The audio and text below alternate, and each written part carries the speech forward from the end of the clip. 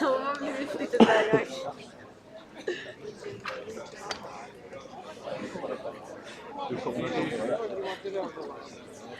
Gøttetid her. Du valgte å skrive beskjed når du dro i går.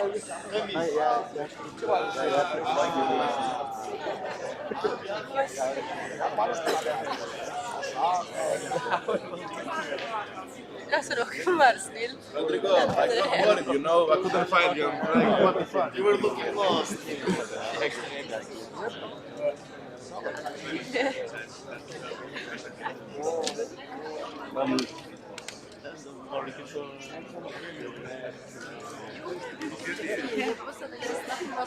Okay, everyone, sit down.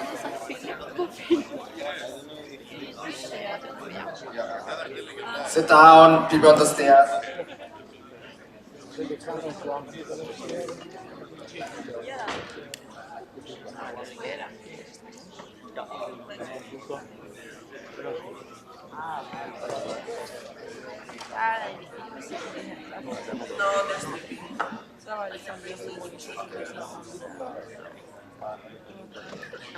Okay, close the door, sit down. Good morning, everyone. How are you feeling? That's nice. I hope you had a nice party. I had a nice party. Okay, sit down, please. Sit down. The last people also here on the left.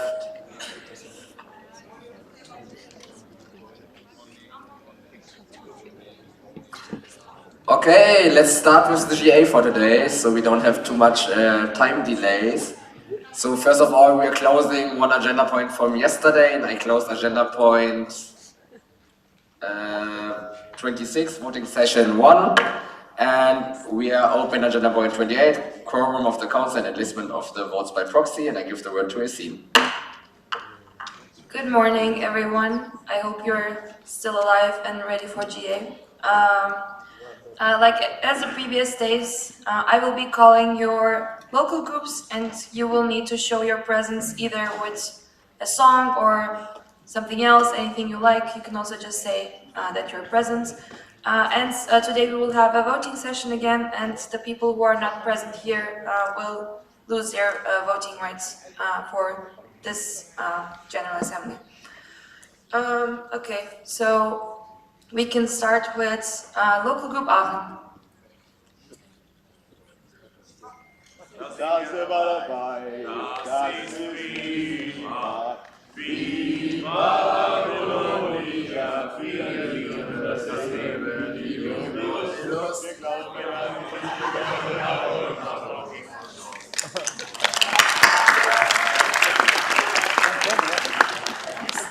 Thank you, guys. Local group Ankara Bilkent.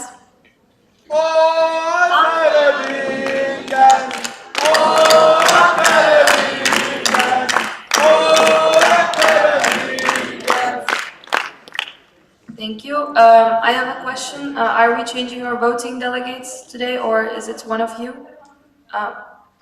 No changes needed? Okay.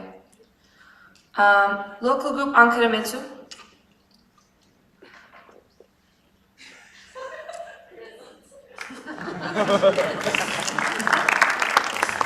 Thank you for the efficiency. Are you changing your voting delegates? No? Okay. Okay, great. Local group Awen. Oh, Champs-Élysées, pa-la-la-la. Oh, Champs-Élysées, pa-la-la-la. Thank you. Local group Aveiro. Averenos, Averenos, Averenos.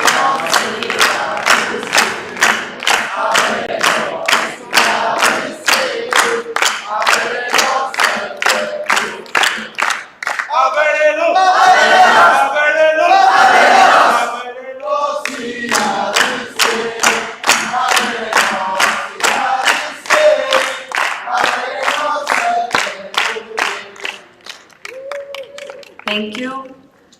Local group Barcelona. Thank you. Local group Belgrade. Višnju. A tebe ja.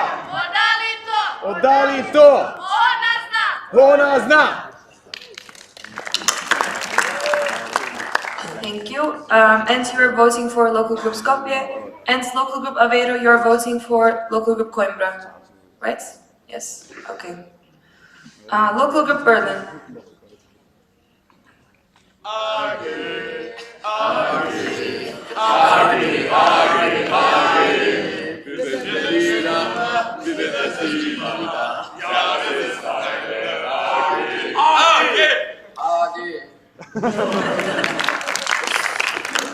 Thank you guys.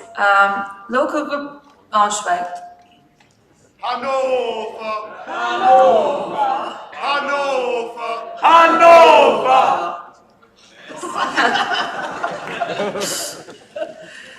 Thank you guys. Local group Bremen. Good morning. Thank you. Local group Brussels.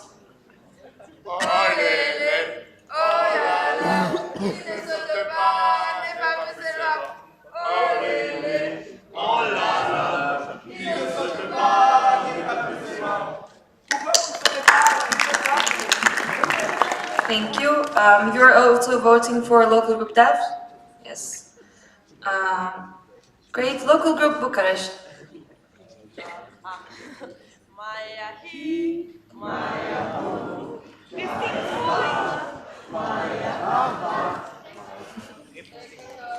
Yeah, thank you.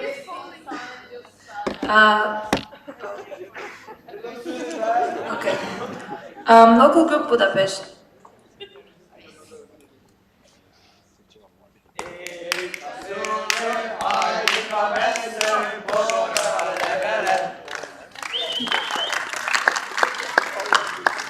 Thank you. Local group Budapest is also voting for local group Lausanne. Local group Calabria.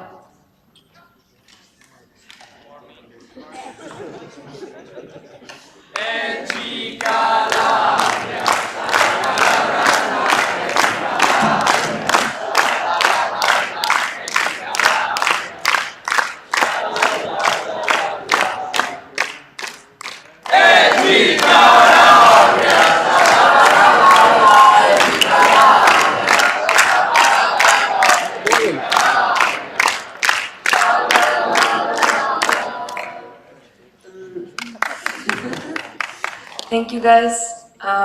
Local group Coimbra. Oh, sorry. Local group Coimbra is proxied by local group Aveiro. Yes. Local group Darmstadt.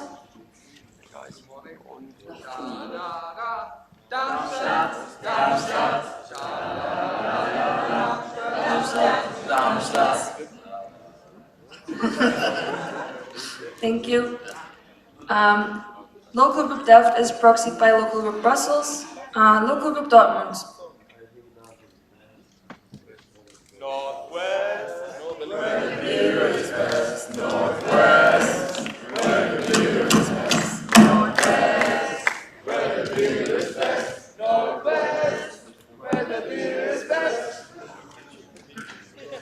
Thank you. Local group List. Licht am Fahrrad, Licht am Fahrrad, Dynamo! Licht am Fahrrad, Licht am Fahrrad, Dynamo!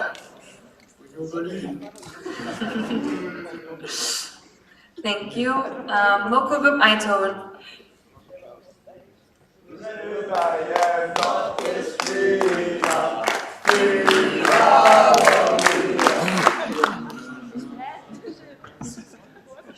Thank you guys. Local group Famagusta. Formidas, formidas, forminasco! Formidas, formidas, forminasco! La la viso! U-A-T-K! Gusta, gusta, Famagusta! Gusta, gusta, Famagusta! Gusta, gusta, Famagusta! Thank you. Local group Gdansk. Pivo! Woda! Poli! Woda! Ses, muzyka, politechnika. Thank you. You will also proxy for local group Krakow. Local group Gothenburg. Thank you for the efficiency. Local group Graz. Where is your second delegate? Oh, okay. Okay. Sorry. Thank you. Local group Grenoble. Hello. Thank you. Where is your second delegate? Okay. Local group Groningen.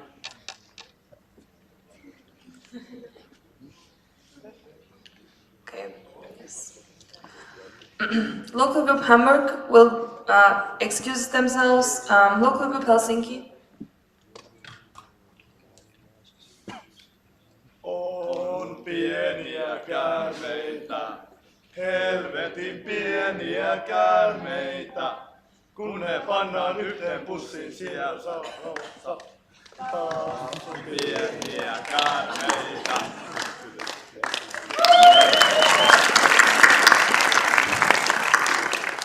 Thank you. Local group Ilmenau. Ja, in Ilmenau, da ist der Himmel blau. Da tanzt der Ziegenbock mit seiner Ehefrau. Glaubst du mir nicht, mein Freund, dann komm vorbei und schau. Sei nicht erstaunt, es geht nichts über Ilmenau. Thank you guys. Local group Istanbul-Yildiz. Our name is Zia. You need to get out. We're taking pills, taking pills, taking shots, shots, shots. We're taking shots, just already. We're taking pills, shots, already. We're on your body, and it is shitty. Because we are royalty. La la la la.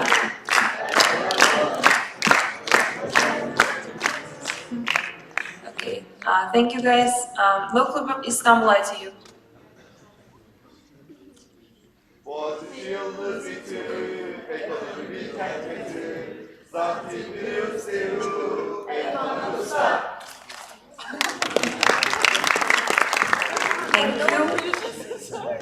Local group Istanbul-Yildiz. Mediterranean region, so hot. Thank you guys. Local group İzmir DU. Thank you. Local group İzmir Economy. I think Izmir people are tired. Thank you. No? Okay, nice. Local group Kaiserslautern.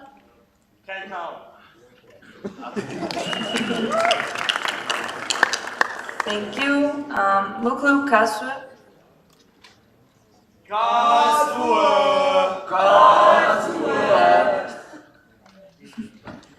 Nice. Thank you. Local group Karlsruhe. Good morning. Thank you. Local group Krakow will be proxied by local group Gdansk. Local group Kiev. Червону руту не шукай вечорами, ти у мене єдина, тільки ти повір, бо твоя врода, то є чистая вода, то є бистрая вода синіх гір.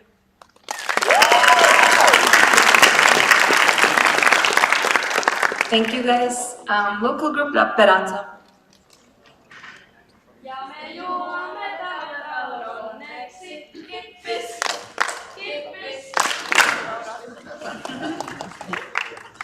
Thank you. Local group Lausanne will be proxied by local group Budapest. Local group Liège. What? Oh, okay.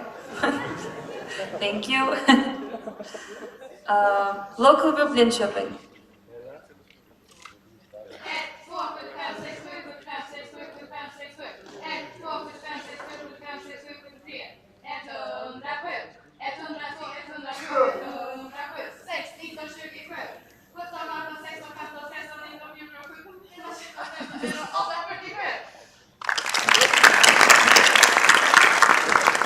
Thank you guys. Local group Lisbon will be proxied by local group Minho.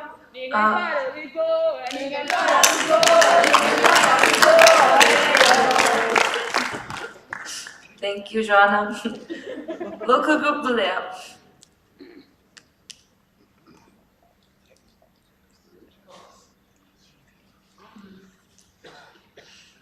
Okay, local group Lund.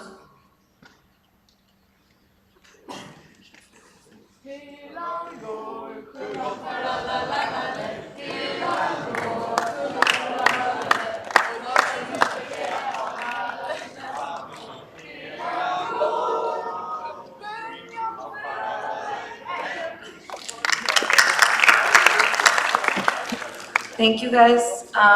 Local group Leon.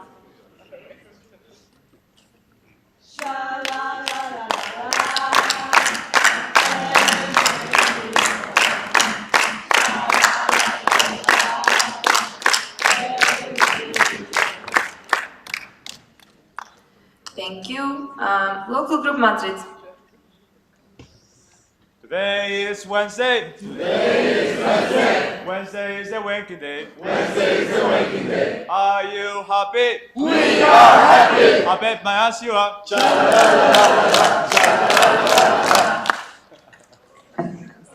Thank you. Local group Milan. Milano. Milano.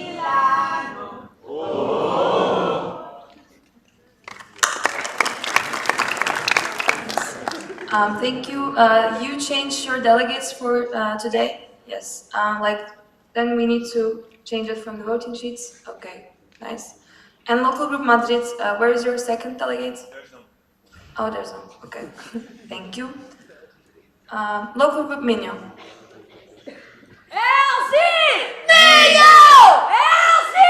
Minho! LC! Minho! Minho! Minho!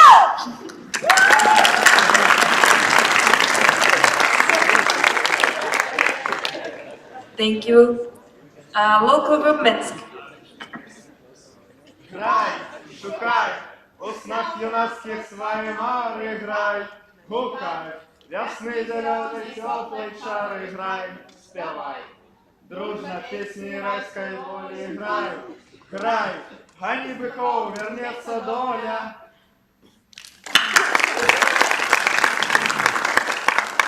Thank you guys. Local group Moscow. Калинка, калинка, калинка моя, Садуяна, калинка, малинка моя, калинка, калинка, калинка моя, Садуяна, малинка моя. Nice. Thank you. Local group Munich. LXV, Stern des Südens, du wirst niemals untergehen, weil wir in guten und schlechten Zeiten zueinander stehen.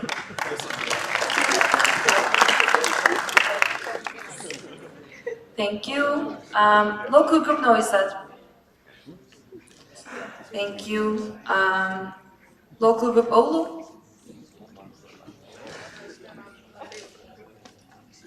Oulun tuuta, tekkari joukko, iltamme oppien. Täältä sisään herkkua piisaa, kaikkihan tietää sen. Thank you guys. You will also proxy for LG Vasa. Okay. Local group Paderborn. I say para, you say born. Para, born, para, born, para, born. Thank you. Are you missing your second delegates or? Yeah, you didn't come. Okay. Are you the voting delegates? Okay. Okay. Thank you. Local group Piraeus. Hello, good morning. I will count to three. I will go all together. Kalimera. 1, 2, 3.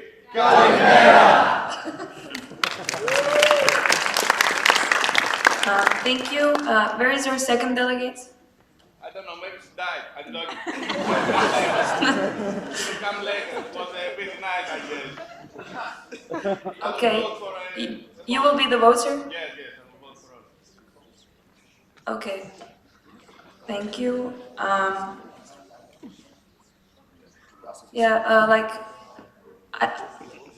The delegate of Piraeus, I think you need to go to Max because you're not registered your email after the quorum. Okay? Okay. Local group Porto. We say CM, you say Port. CM! CM! CM, CM, CM!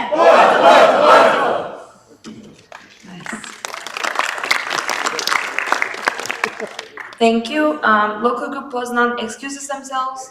Local group St. Petersburg. Who ran the war? Girls. Who ran the war? Girls. Who ran the war? Girls. Thank you. Local group Civil.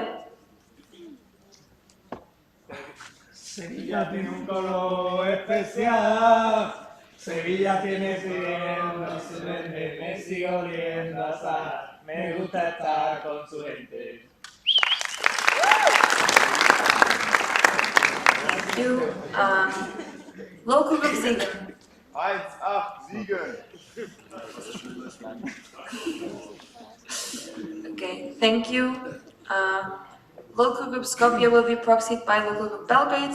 Local group Sofia. Good morning. Thank you. Local group Stockholm. Vi kan supa utan att ha kul. KTH!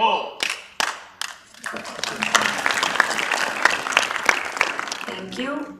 Local group Tallinn. Läks aga metsa kõndima, läks aga laande lauluga, läks aga metsa kõndima, läks aga laande lauluga. Thank you. Local group Tampere. Järven rantaan, siellä teekkari ei solussansa saa.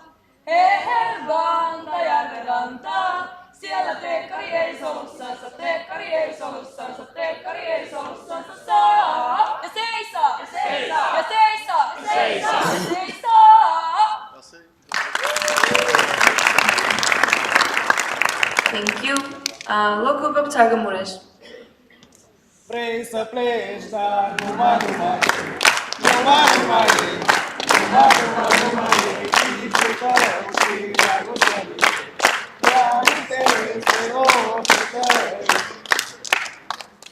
Thank you guys. Local group Trondheim. Good morning. Good morning. Thank you. Local group Vasa will be proxied by local group Oulu. Local group Vienna. tuli VHV HV-bank, Kristjan Almaks soffa, häid samma krank. Thank you guys. Local group Warsaw. Hi, thank you. Local group Iksanti.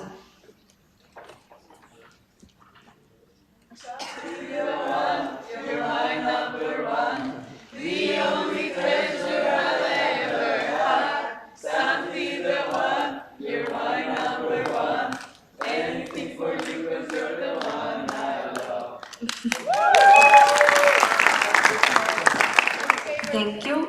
And local group Zagreb. Hello, thank you for your efficiency.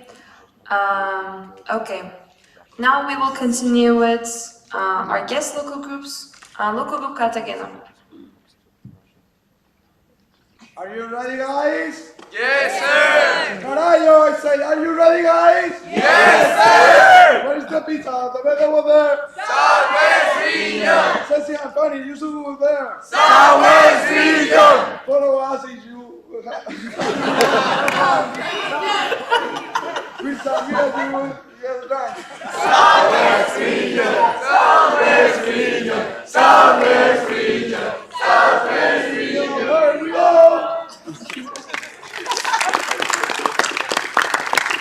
Thank you guys. Local group Rijeka excuses themselves. Local group Niš. Thank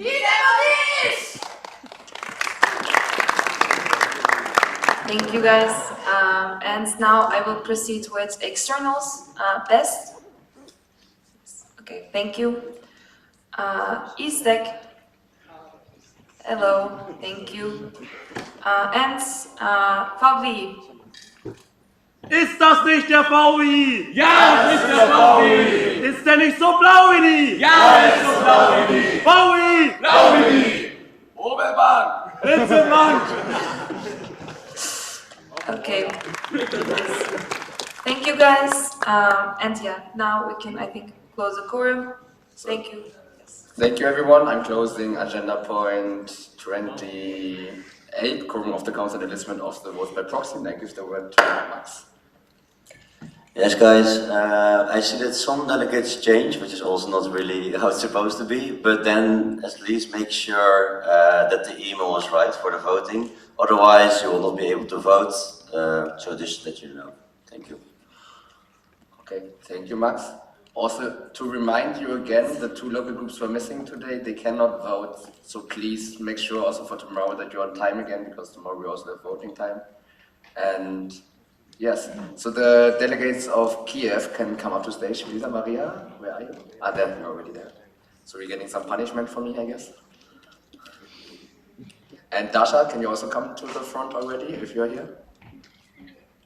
No? Oh, yeah. You can do it without presentation, that's fine. Hello, guys. So for punishment, we propose our chairperson to shine bright like Yildiz and to be unicorn today. And what he had to say? Also, he becomes a unicorn from today on, and he will refer to himself as a unicorn.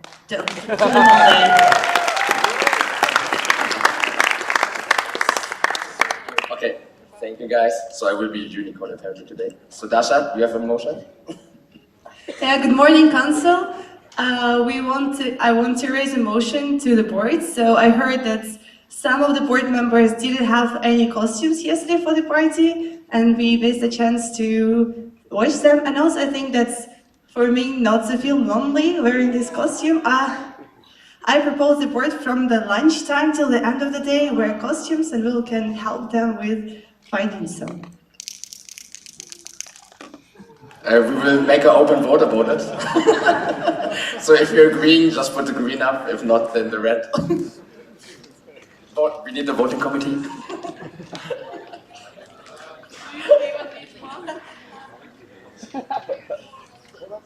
This is surprising.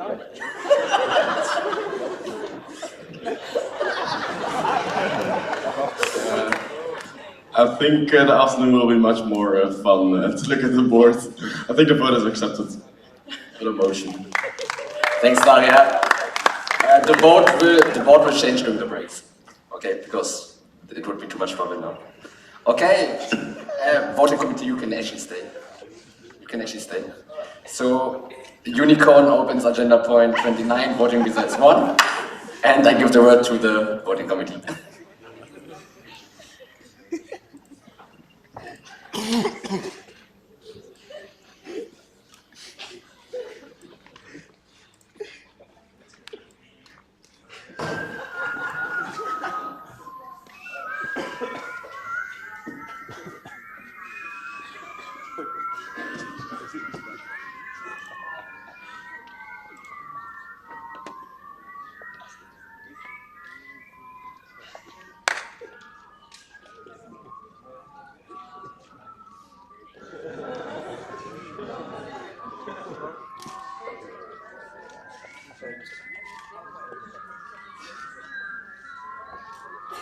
Okay. Good morning, everyone. We will present the. Oh, can you go back to the previous slide? Oh, I do it. My bad. It's not working.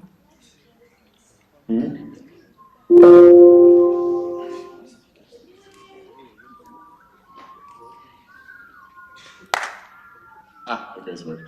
Okay, so we will present the voting results. So we'll present what you voted upon yesterday during the lunch break.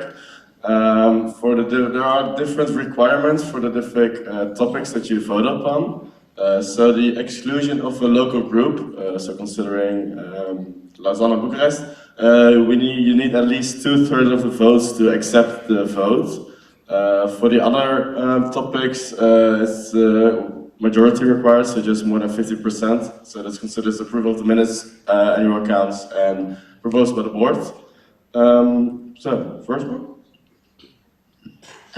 So for the overruling of the LG requirements, this was a proposal by the board, so we need 50% of the votes for it to be accepted. And we had 70 casted votes, and so the required votes are 36. So with 69 votes in favor, Nice. come on, guys.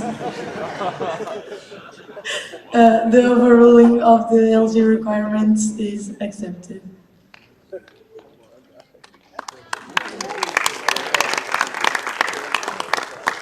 Moving on to the exclusion of Lausanne. So as I said, we need at least 2/3 of the votes. So if more than 2/3 of the council voted upon it, then Lausanne will be excluded. There were 66 votes casted, meaning we need at least 45 votes. In the end, 90 people voted in favor, 47 against, so that means 28.79% of the people voted in favor of the exclusion of Lausanne, which is not required 2/3. So that means that the proposal for the exclusion of Lausanne is not accepted, and they will remain a member as they are now. So nothing will change.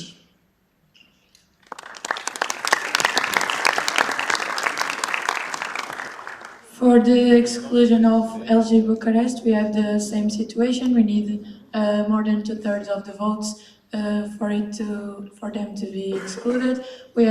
We had 69 casted votes, so so we needed 47 votes in favor for the exclusion. And we had 4 votes in favor of the exclusion and 65 against. So LG Bucharest is not excluded as well.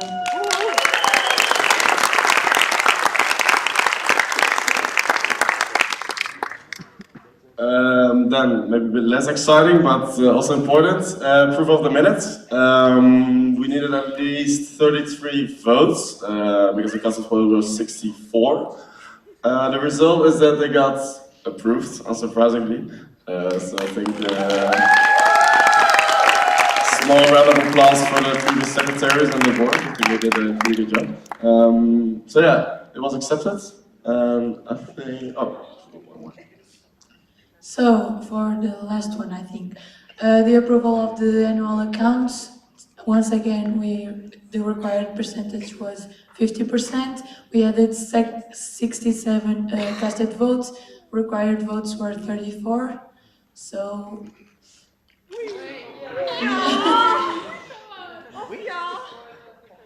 What? Yeah.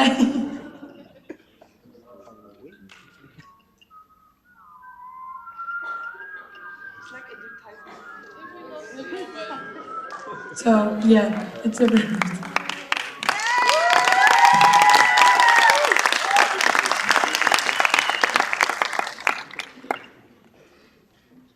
Thank you, both of you.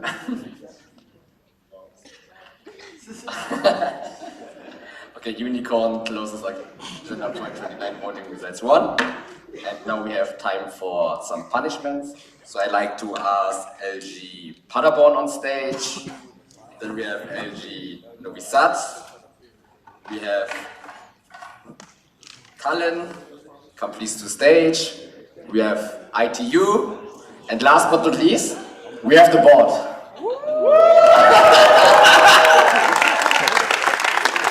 I have some, there are some more punishments.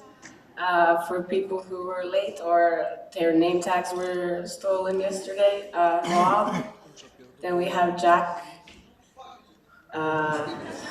Fernando, is Fernando here? No. No, okay. Janne. Is Nicola here? Yeah, I can see Nicola. I can see Nicola. What? You can? No. Is JJ here?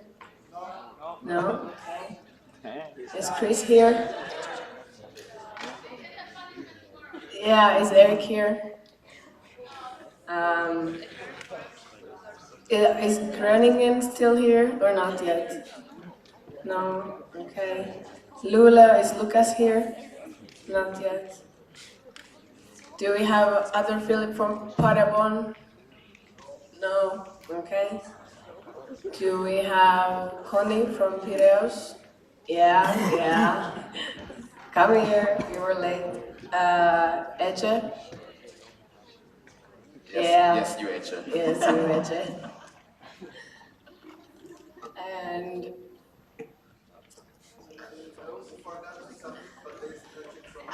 I was gonna do the football, but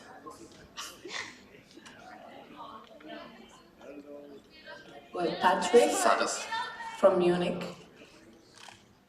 Patrick from Munich. Robin, what's your question? I want to ask local group Bremen to join a punishment. They lost their flag at VW's council meeting. I returned it already. Okay, then Bremen also, please. Bremen, yes. There is no Patrick from Munich.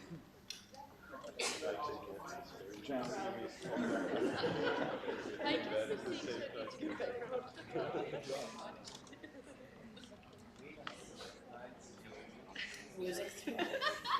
Guys, we see your presentation.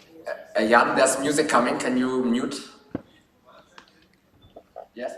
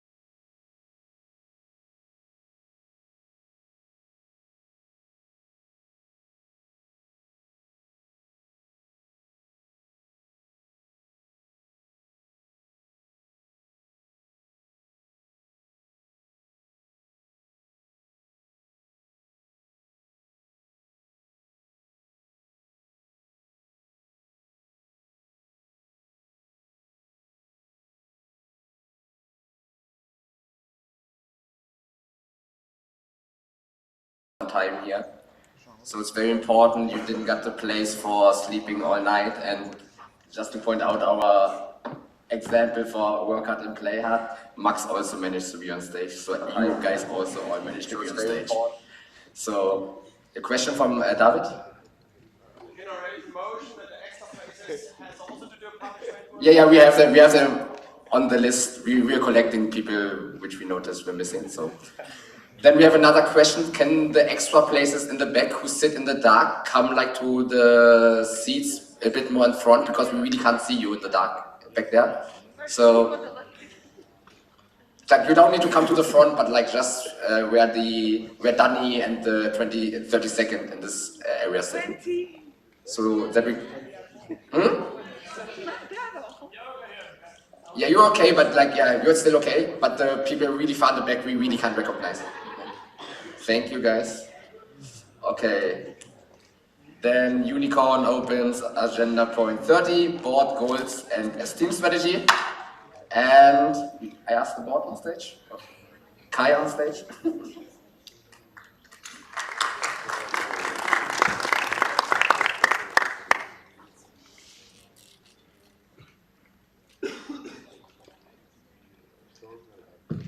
I'm still out of breath, so enjoy listening. Good morning, everyone. So we start our blog today with talking about strategic development in Esteem. So for us, from the board, we have for that two main tools that we want to use, which is firstly the Esteem strategy. The Esteem strategy is a 3-year framework that we even voted upon in the council meeting. It has been developed by the 31st board and here referred to as the 21st-25 framework. Now I need to breathe. Why did we do that punishment? Okay, so next we have board goals. Board goals is a list of goals defined by each board. So the board coming together, thinking about what they feel like they want to achieve and want to do in the year. About the board goals. They're set by the board based on current needs and our motivation, as well as the potential area that we see. Board goals are a common project of the board. This is how we define it for our board year. That doesn't need to be anytime the case, but this is how we saw board goals. So they're not connected or not intended to be connected to a single entity or committee, for example, that we have in this team, but rather a common project that we work on together. Then about the strategy framework, it holds 6 defined areas, which is activity, quality, IM development, esteem brand, knowledge management, external relations, and member support. So those 6 areas, each of them have multiple so-called long-term objectives. Because it's long, we will refer to it as LTO. They are set for 3 years, so we have under those 6 areas quite a list of things, so-called long-term objectives, and those are 41 in total. So out of those tools, we will give you one presentation each about how we implement them, what we plan to do, and first we want to focus here on the Esteem strategy.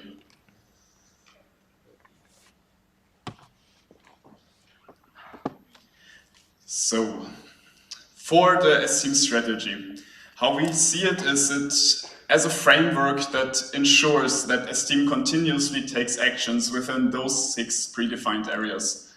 Most long-term objectives are descriptions of the work of our current international teams, for example, a committee.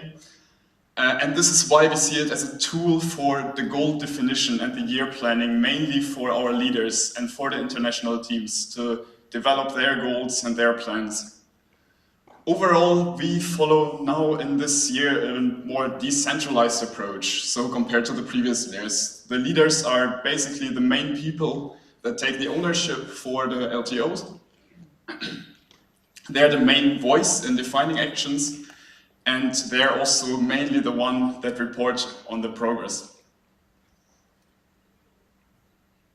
For the implementation, the process looks a little bit like that. We as a board got together and we were thinking, analyzing what we have in the strategy, all the long-term objectives, And then we mapped them to a certain entity that we believe is the one that is mainly focusing on that what is described by the long-term objective. Together with the leader then, we defined milestones and goals to those assigned long-term objectives. Currently we are here, so the definition is more or less done, and what follows now is more or less the implementation. So implementation and reporting, the one that is actually doing the hard work, is mostly our wonderful leaders. And we are here to overview and track the progress, and together we continuously re-evaluate basically what the goals are.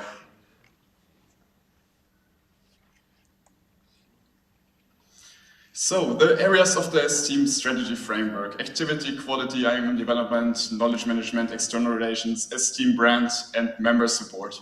For activity quality, the aim is that STEAM offers a variety of activities with a standardized, data-driven, and quality measurement system which increases the value perceived by STEAM's members and stakeholders. For IM development, STEAM connects stakeholders and provides opportunities in the areas of research, education, career, and academic fields to contribute to the development of IM in Europe. Knowledge management. STEAM has sustainable knowledge management processes focused on storing, sharing, facilitating the information while respecting data privacy to keep the knowledge easily maintainable and accessible. External relations. STEAM has a sustainable knowledge management process focused on, we just said that. So external relations about our external stakeholders to basically fostering our relations, creating new opportunities with externals. STEAM invests in internal and external image through the opportunities and values to strengthen its recognition and visibility about the STEAM brand. And lastly, member support. Members of STEAM are our local groups, so STEAM empowers and supports local groups' development by the implementation of current offers and the creation of new opportunities to enable the sustainable growth of the network.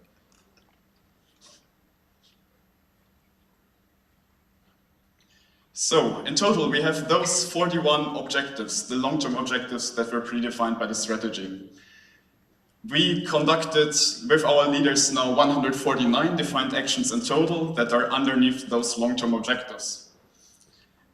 We will refrain from presenting you all of those 149 things now, because of those reasons.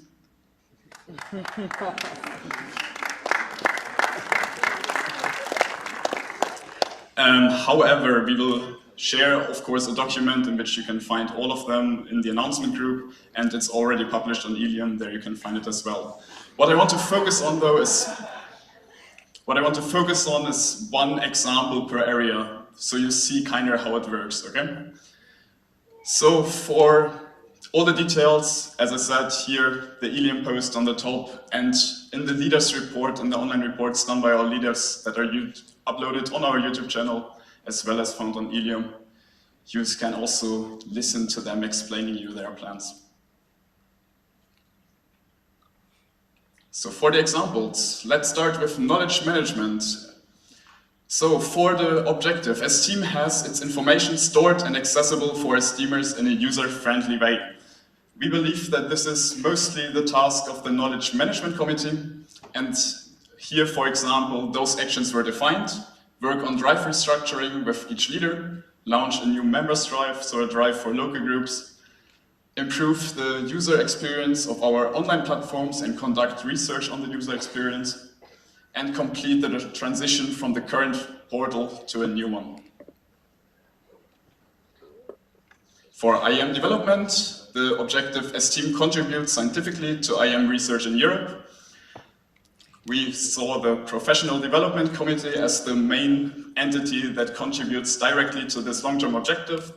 And here are a few actions. All IM bachelor degrees in STEAM are analyzed based on the curricular database framework. We had a presentation on that on the first day. The analysis is accessible to the scientific community through a public dashboard. Then a paper is submitted for CEFI Conference 2023. So CEFI also something we had in the first day of GA. A survey on career analysis of IEM students is conducted, relevant results are shared with the scientific community, and lastly, STEAM contributes to at least 2 research projects conducted by externals. Then one example out of the area of external relations, we have STEAM is actively looking for new partnerships in co-creation of projects and new opportunities. Here we see the Corporate Relations Committee as one of the committees that contribute to it, and we have the following goals. A sustainable approach strategy is made with a database of potential partner contacts, and bi-weekly delegation meetings with the sales team are held. Then at least 300 companies are contacted, and CRC acquires at least 3 new corporate partners by the end of the mandate. For the STEAM brand and the LTO, STEAM provides resources and knowledge, such as corporate image guidelines, to its local groups to improve and align STEAM's image. We see the Public Relations Committee here as the main driver, with the goals, for example, create and publicize the PR pack for local groups, revise and update the PR resources for the local groups, and organize at least 2 training opportunities in the area of public relations. And activity quality, the long-term objective STEAM has established tools to define, track, and improve the quality of its activities. Here we have the Event Quality Committee that we believe mainly focus on that, and the goal of implementing new feedback form for each event types. Then at least 8 feedback sessions are held with local groups that organize events, and 3 tools for event organization have been created. Member support. STEAM is able to provide guest and observer local groups in the process of becoming a member. Here, this is territory of the members committee, with the goals to have 1 chat per month with each guest and observer local group, have 1 presentation at every council meeting about guest and observer updates, we had it yesterday, that to increase basically the sense of responsibility and inclusiveness. Organize benchmarking sessions with LG members, with member local groups to introduce the new ones to the network, and have guest and observer groups organize at least 1 offline event. So here we have focused on 6 out of the 41 long-term objectives that are part of the STEAM strategy framework. I will share the document with all the others in a second, and as pointed out, you can find them on Ilium and the detailed reporting in the STEAM online reports conducted by our leaders. Thank you.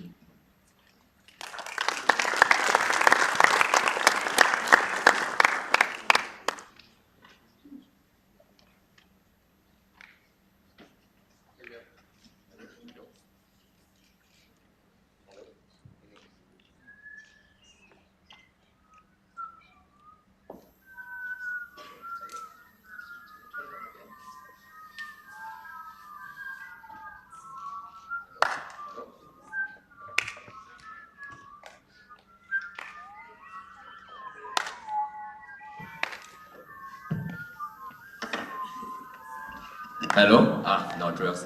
So we have time for questions. Yeah, I see.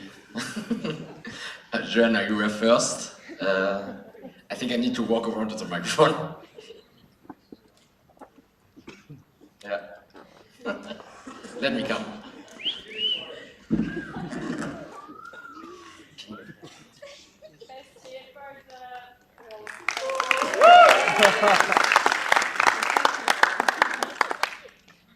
Joanna Vaz, local group Lisbon.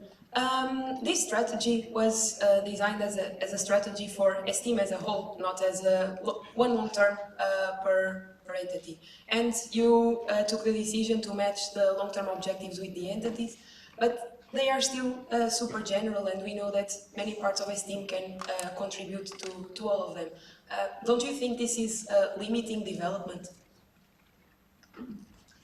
We don't think that it's limiting development in that sense. We have the ownership given to entities, also with more than one entity for multiple of the long-term objectives. So there are examples of that as well, and we believe multiple entities are contributing. We saw from the previous years of the strategy implementation that we feel that full ownership by the board is not necessarily a good idea, because it is unbearable to work on. We have now 149 actions, as pointed out, with 41 long-term objectives. So taking ownership of all of them just on us as the board is quite infeasible if we want actually results. That is why we made the decision. In the end, of course, this strategy is a strategy that is defined in a very, very broad way, and multiple entities contribute to it, for sure. Also, the work of our board is contributing to it, even though it's not defined here. We focus now on the ownership part. That doesn't mean that other entities are not contributing to it, even though it is not defined. Okay, let's go with Nicolina. Okay, that's a two from Francesca. Yes, but just to clarify, there are some long-term objectives that have actions matched or owned by entities, but we also have some actions, if you check the document, that are also owned by board members. So it's not 100% with the entities. Go ahead, Nicolina. Okay, Nicolina LXV. Yeah, I will continue a bit Joanna's question. Regarding the ownership of entities, we see that there are some entities that have a lot of tasks and are responsible for different LTOs, and then there are some that have one or like lower. Do you think this creates like an unbalanced workload regarding the strategy for each entity, while other entities are a bit more like flexible in what they can do? Yeah, that is indeed the case. So if you limit the perspective completely on the strategy, then it's indeed true. We have multiple entities that do a very significant part, a few of them that contribute a lot, and others that are not even part of the Esteem strategy. That is the result of the design of the strategy. However, on our implementation process, it was important for us to have the ideation done mainly by the people working on the end implementation, so our entities and the leaders. So the ideas that are proposed here in the strategy are mainly the plans that our leaders already had before working on the strategy with their individual things. And the beauty of the strategy that we have now here is also that it enables more ideation, I believe. So the leaders, when we worked on it together, there's a whole new brainstorming process, so to say, and ideas are put there, and it is not like we enforced anything on our leaders here. We gave them quite a freedom in what and how much they want to put here. Senna? Sena Horos, Istanbul-Yildiz, former Vice President of PR. So I was actually wondering why you decided to go with this presentation instead of mapping out at least the key points, because I do understand that it's quite hard for everyone to follow every little detail, but at the same time, yeah, it also increases the barrier of we as the council understand where you want to take the network. I'm asking this because a week ago I asked a question to you for your board goals and I couldn't get a reply, and now you are referring to another Ilium post for people to ask questions. Also, yeah, basically if you are not replying there, how can we actually understand what you want to do, and how can you ensure involvement from the council? Yes, so where we see the network in the future or in this year, the main tool for that we see as the board goals. The presentation will be right after. The strategy for us, as pointed out, is for us a framework to ensure continuous actions within defined areas. Regarding your question, that is true. We didn't answer your question on Ilium yet. The reason for that, it was posted briefly before council meeting. We couldn't find the time. You will get your reply quite soon. Maybe things after the presentation also get more clear. Did I forget any part of your question? Sorry, it was a bit long.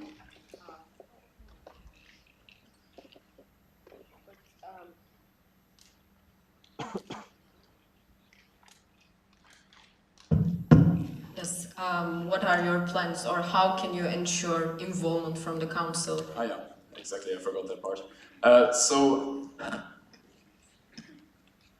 basically previously in the council meetings, we saw that the presentations on the strategy took sometimes more than 1 hour, with action points just basically read out due to the scope. Of course, we could have chosen here to read out 149 actions, but we don't believe that it's fostering the engagement of the people that basically sit here forced to listen for it for 1 hour. That's why we believe the better communication tool is indeed to go with the little documents on Ilium and as well as our leaders' reports. So what we mentioned here is in a way already repetitive because it was covered in the online report.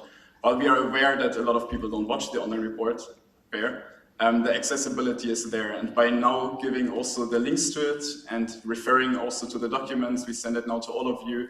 You can check it in detail and approach us for any kind of questions also later stage in the council meeting. Elif? Can I just add something short? Yes, very. Sorry. No, sorry. Also, regarding some highlights, the things that we think are very important to be shared here are also being shared in other presentations. So, for example, in the first day, we had education in STEAM, partners in education, etc. Almost everything that I mentioned there is included somehow in the strategy. So, yeah, that's it. Elif? Elif Nurak Yıldırım, Istanbul ITU. First of all, thank you for the presentation. I have one comment and one question. For the things that you mentioned that it can it's taking 1 hour to present a strategy, etc. All of us in here to listen what is happening in STEAM and what is going to be happen in the future.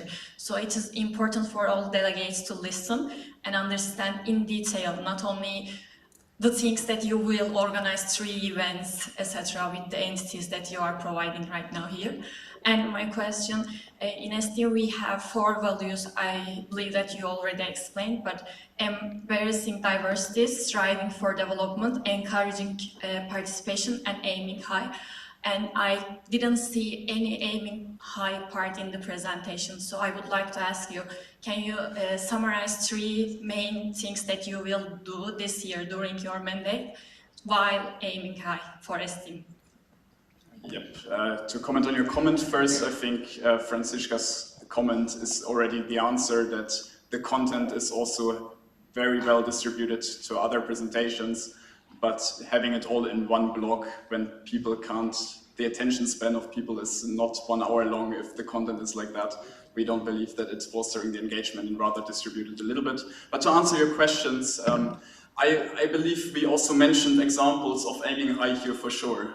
One big one, for example, is the transition to the new portal, which is a huge task. And we are very happy that we have a very committed leader that dedicates a lot of time on that, and we of course support the development there as well. This is something, the goal of finishing this in this year is something that is quite high. Also part of the strategy is the re-evaluation and reformation on how we support local groups, a new local group support system in a way. This is also innovative. It is something that, in my opinion, very well aims high. Next, to point out one example, I believe is also the external relations that we have. So the work that CRC is doing is, I believe, incredibly important right now, and we plan to at least enhance what is there by quite a lot. And I think the goals underline that, as well as with what we can present later in our reports on the corporates. Okay, Merve?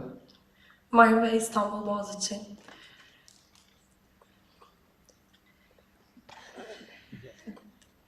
Little portions of everything, right?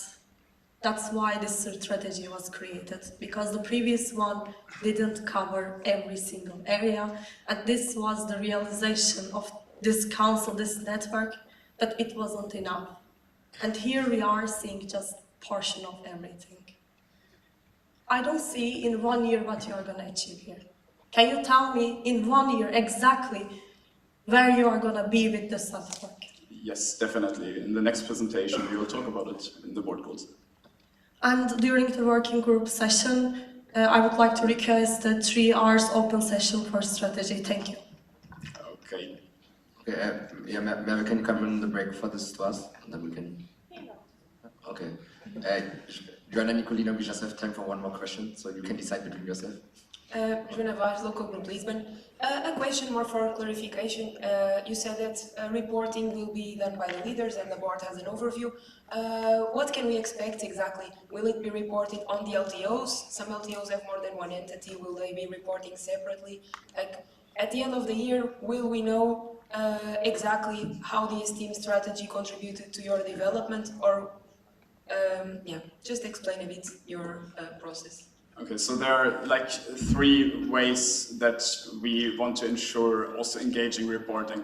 One thing is mentioning of the main highlights of development that are done through the Esteem strategy. So now we finish the definition stage, so the highlights will appear in the implementation stage. So this is for the next council meeting.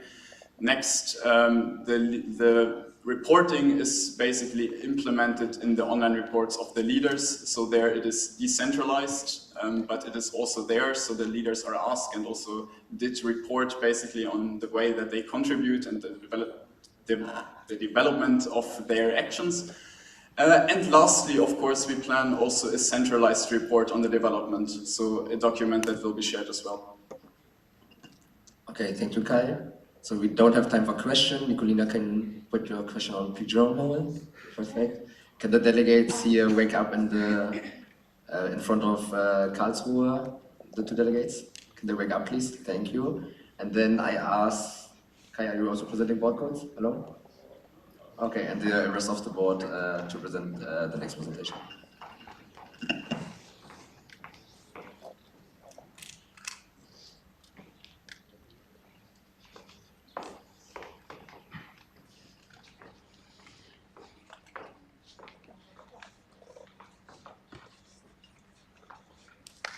Okay. Are you ready? Okay. So now we are presenting our board goals. Kai already introduced a bit what is a board goal. We divided our board goals in 6 areas: social and environmental impact, external relations, Esteem's offers, local group support, and central Esteem. Inside each area, we defined the goals, which set the direction that we want to achieve. Each area can have 1 or multiple goals. And inside each goal, you will see that we defined very specific actions, and those are our key results. So starting with social and environmental impacts, why do we want to have this area? First, because we want to increase our contribution to the social and environmental area. We believe that Esteem is a very big organization and therefore we have a big impact and we want to make the best out of it. And that means improving our social impacts and striving to decrease our environmental impact without affecting our activities, mission, etc. And second, it's because this need was already identified a few years ago. We have currently the Social and Environmental Committee, as some of you know. However, this area needs to be needs more network involvement, let's say, because a lot of actions go beyond this committee and it's needed some board action. So the first thing that we defined for this is to improve the alignment of Esteem with the European Youth Goals. This is a framework that was created by the European Union and is included in their strategy, and we think it fits what we want to achieve quite well. Also, CIRC is already working with the Sustainable Development Goals from the United Nations, and this is something that can also contribute to European Union grants. It's highly valued there. So here you can see the goals, and we looked at them and we defined which ones we want to work on. So first we have connecting European Union with youth, and for that we have a group of at least 5 Esteemers attended European youth events. 4 European Union participation opportunities have been promoted within the network, and an event in collaboration with an European Union body has been organized. Second, we have information and constructive dialogue. And for this, we defined the concept of dialogue monkeys has been tried out twice in an Esteem setting. These are some discussions based on some topic to basically for people to share their opinions on the topic and understand each other's perspectives better. Then we also have mental health, and for this we defined that 2 training sessions on mental health and well-being have been delivered. And finally, we have Sustainable Green Europe, and for this we defined STEAM implements an offer on complementary IEM education on a specific sustainability-related topic in its event portfolio. So, for example, the implementation of the circular economy course, if we end up doing it, hopefully yes. And at least 3 events with sustainability as a focus aspect have been organized. And this means, for example, if we can have a business booster focused on social entrepreneurship, or we can have a vision focused on a sustainability topic. And that's all for the social environmental impact area, and I'll pass the word to Max to explain the external relations. Thank you, Francisca. So, we're also having a goal about external relations. First of all, why do we have it? Of course, we are here to develop as STEAMers professionally, personally, in different kind of ways. And by connecting with companies, with other externals, we can develop you as a STEAmer, which is quite important for our network. So yeah, as it says here, it's opportunities for you, for our STEAMers. Besides that, it's also important for fundraising, getting money. You will see later some budget presentations, some presentations about finances. Then you'll see how we invest the money in our people, in the network, how we make sure that people can develop through money basically. So what are our goals? Here you can see that we want to increase the number of partnerships. First of all, it's quite important that we have good relations with alumni. So we want to evaluate having an alumni database, making sure that we connect easier with our alumni, because they're quite connected. There's also alumni presentation soon, and somehow we don't really reach them. They're already the people that have been in this team, that follow the path that you're following now, but they're a bit further, so it's nice to connect with them as well. Then of course, our most sustainable partners over the year are the institutions. So we also want to focus on reaching more institutions, making sure that they will also partner with us and giving you more study opportunities abroad as well. Then of course, we want to be also more visible, go to career fairs, make sure that we can easier reach our partners, or possible partners basically. And we also want to map out what we offer, what's the value we have as a team, what can we give to partners, and what can they give to us. And lastly, which was mentioned before, we want to create a new STEAM website, and it's also important that the information is transparent, it's available, and that partners know how to collaborate with us as well. So then we also want to strengthen the relationship with external stakeholders. First of all, we want to utilize our social media channels a bit more. For example, LinkedIn, we want to have 5 IM-related content posts here. Then also we want to have a process, a sustainable partnership process identified. So how do we deal with our partners? How do we make sure that we have a good relationship with them? Basically, customer relationship management for our partners, because over the past years the handover has been quite rough. The partners had like a new person every time, and you saw that the retention of a partner is quite low, so we would definitely want to improve that here. And finally, we also want to have an email list targeting the educators of IM students, and basically that's to have more academic involvement of our STEAMers here with academic content basically. So then I will hand over the word to Petra for STEAM offers. Okay, so in STEAM we aim to connect IM students and also to support their development, mainly through 4 areas: academic, career, intercultural, and personal. So in order to do that, we need to promote those offers properly. Especially now after COVID, we have noticed that there's been a generation gap.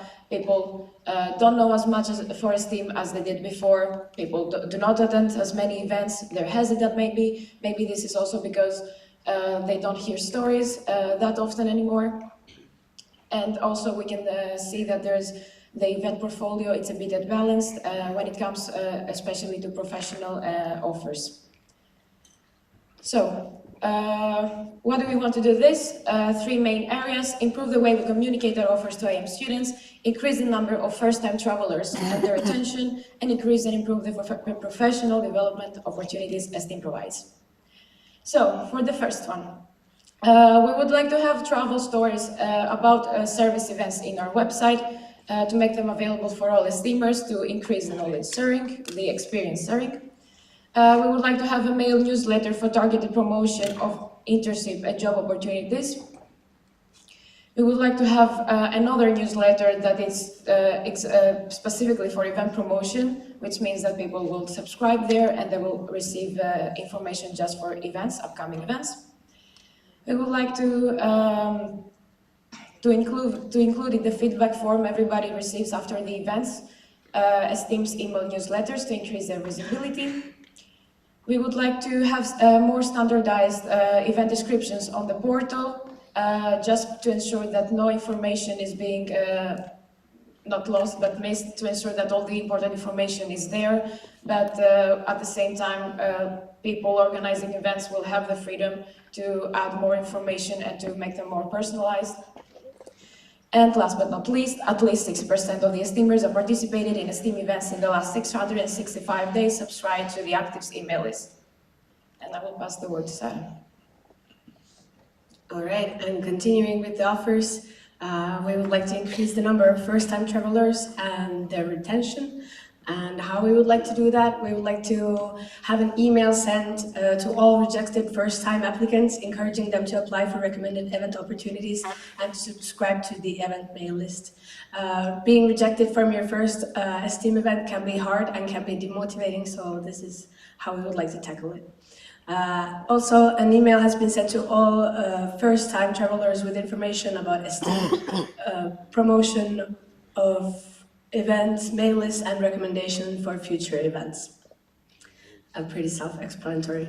And upcoming events were advertised in all local group exchange events. Local group exchange events, they already have an Esteem-related session as a required session, so this could be a good way to promote other Esteem events than local group exchanges where a lot of newbies usually go to. Then we have increase and improve the professional development opportunities Esteem provides. At least 10 internship opportunities that industrial engineering and management students can access easier by being connected with Esteem have been promoted.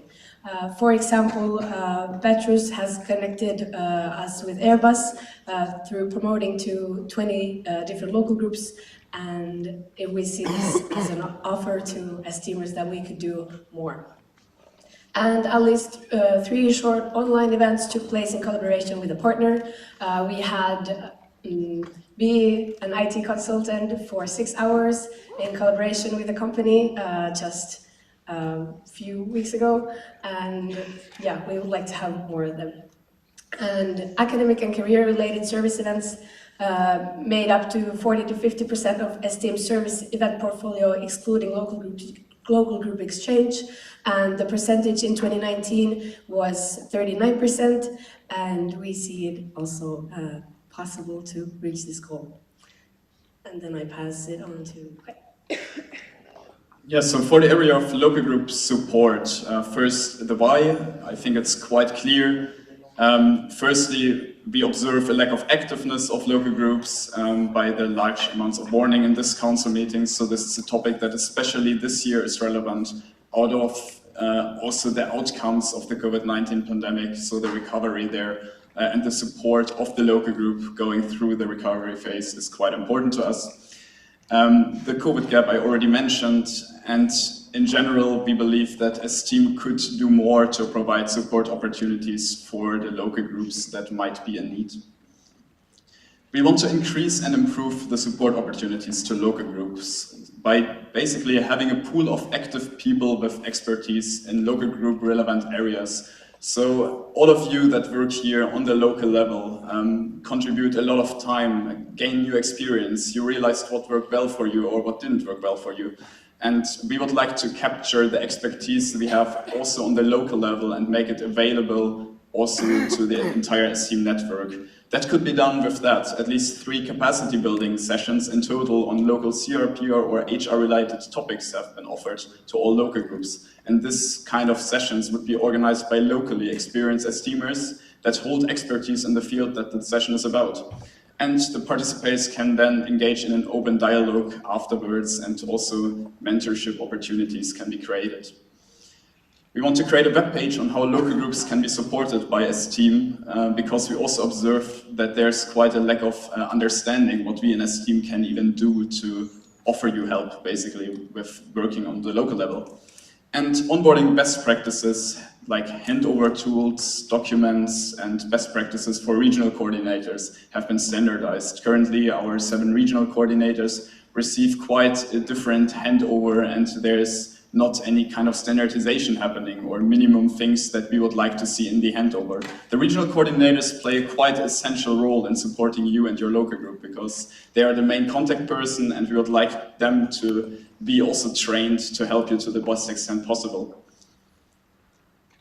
And a functioning support mechanism for struggling local groups has been introduced. So we saw that with the local group support system that the network ran into quite some challenges, and we would like to tackle it, revise the concept, and introduce a new approach in basically making it possible that we in as team can also individually support local groups that are in need.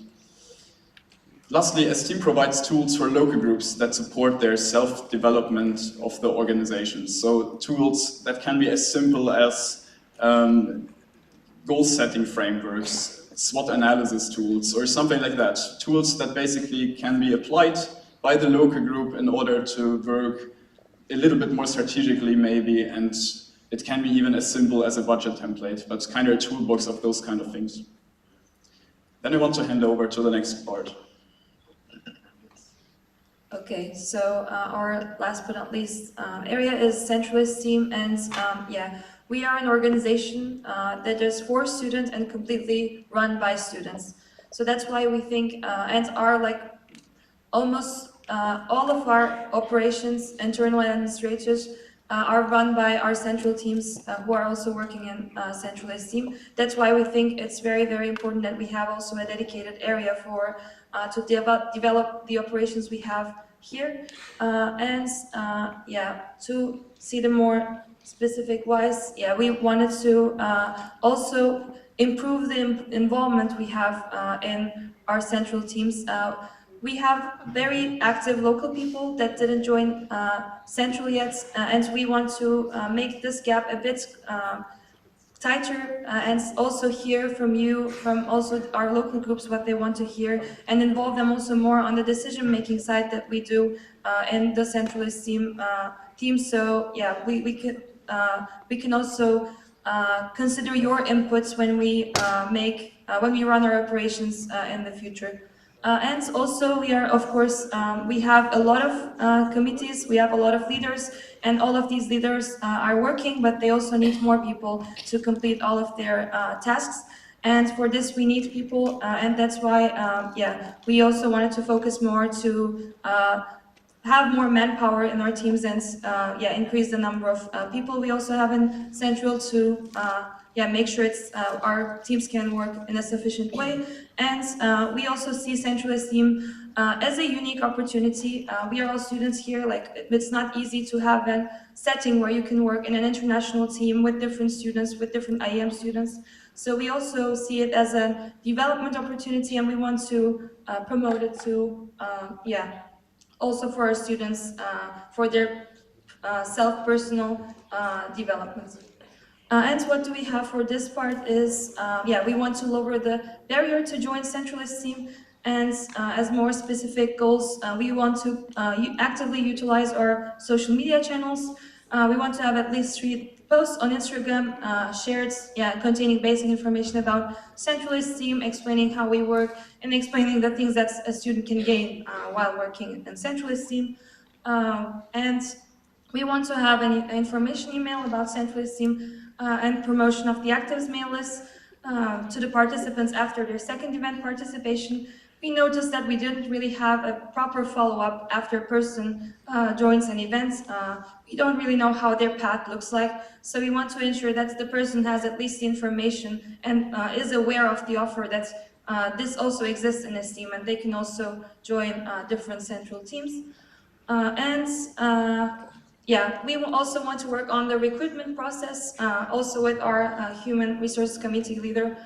We want to see if there is any bottleneck, because we saw sometimes people want to join, but they don't really know which team or maybe which area they want to contribute with. So we want to see and make this process as simple as possible to reach more people. And our next goal is to increase the involvement of Esteemers in central discussions as I told, for us it's very critical to have your input in our decision making, and for this we want to organize at least 10 open meetings around relevant topics. We already had one about for the regional distribution topic and for related to our services, and yeah, we want to increase those during the year and also promote it for you to be able to join. And we also had a standardized presentation that will happen during each council meeting, and we wanted to make it accessible to all CM participants.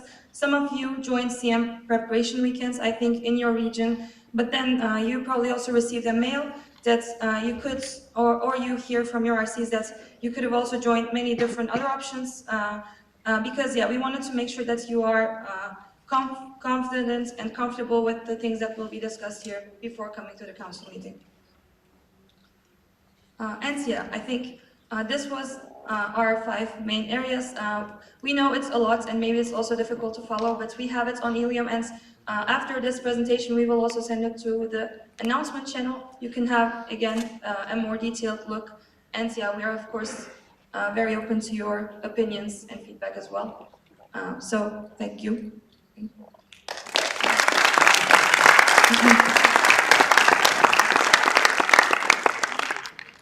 Just to make it easier to follow, yesterday and the day before, I posted in the announcement group a link to a drive. If you click on the documents folder of that drive, there is a folder for board goals and strategy.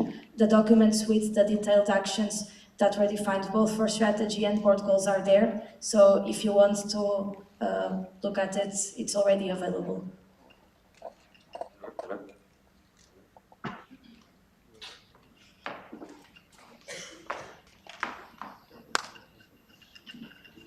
Hello, so now we have question time. Do we have any question for this presentation? Okay, there's a lot of questions. So maybe let's start with the delegates here. Let's start with Hannes von Darmstadt.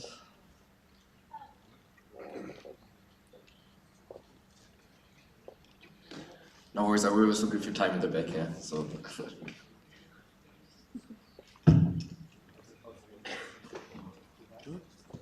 Yes, Hannes Martin from LXV Darmstadt. You had like many different topics. You talked a lot about new mailings, and you added the email list here, and there was a new mail for new events, and after an event you get another email. I'm really sure it's a good idea to just add even more emails to different topics, so you get just spam with different emails, and my mailbox is already full of all the notifications, and now there will be even more. Did you think about this topic?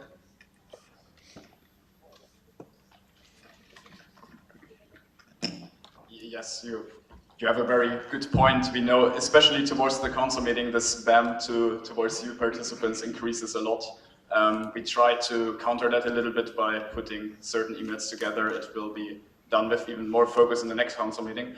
To your question, yes, I see where it comes from, because how we presented it, it sounded like a lot of different emails that are sent out. In reality, you already receive one email after each event that you basically went. So this email is the feedback email. You can rate the event from 1 to 10, basically. And we don't plan initially to send new emails out. We just basically expand and individualize the content of those emails based on was it your first event, was it your second event, and so on. So you will just receive the email that is a bit more adjusted to you. I'd like to ask you to keep your questions and answers brief as possible. We have a lot of questions, okay? You have the delegate. Can I ask 2 different questions? No, one question. Okay.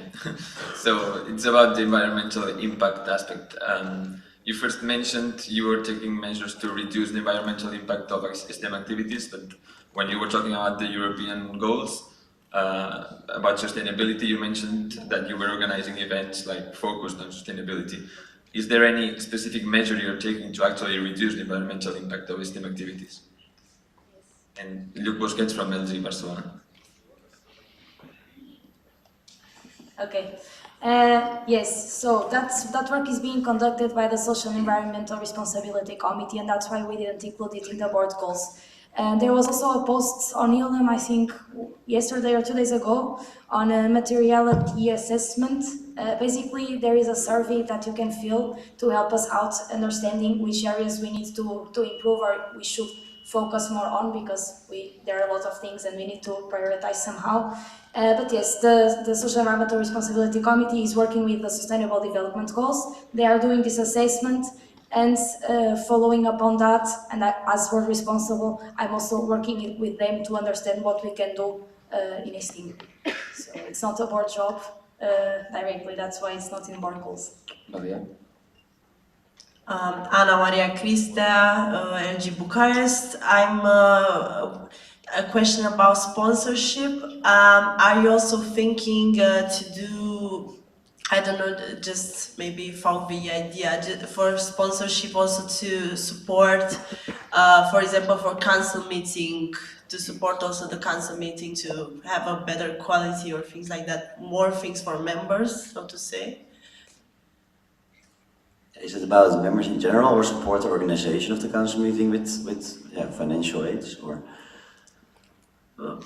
Any idea? For example, the council meeting, yeah? Like in general, for now, we try to support the leaders, since they are, besides us, one of the most active, basically the most active people in this team. For the organizational part, they are fully responsible for their own sponsorships and making the council meeting as good or cheap as possible, basically. The delegate from Ankara, Bilkent. And then we go back to Senna, so you don't need to stand also long, and then we take 2 questions from the back, okay? Okay. Gülce Azmoğlu from local group Ankara Bilkent. I'm the current brain trainer leader, and as a service leader, I couldn't see any local group would like to organize events currently. And they're not motivated and not really interested in organizing events, and I think it's because of the COVID gap. And can you please elaborate more about increasing activeness of local groups in terms of centralized teams offers? Thank you.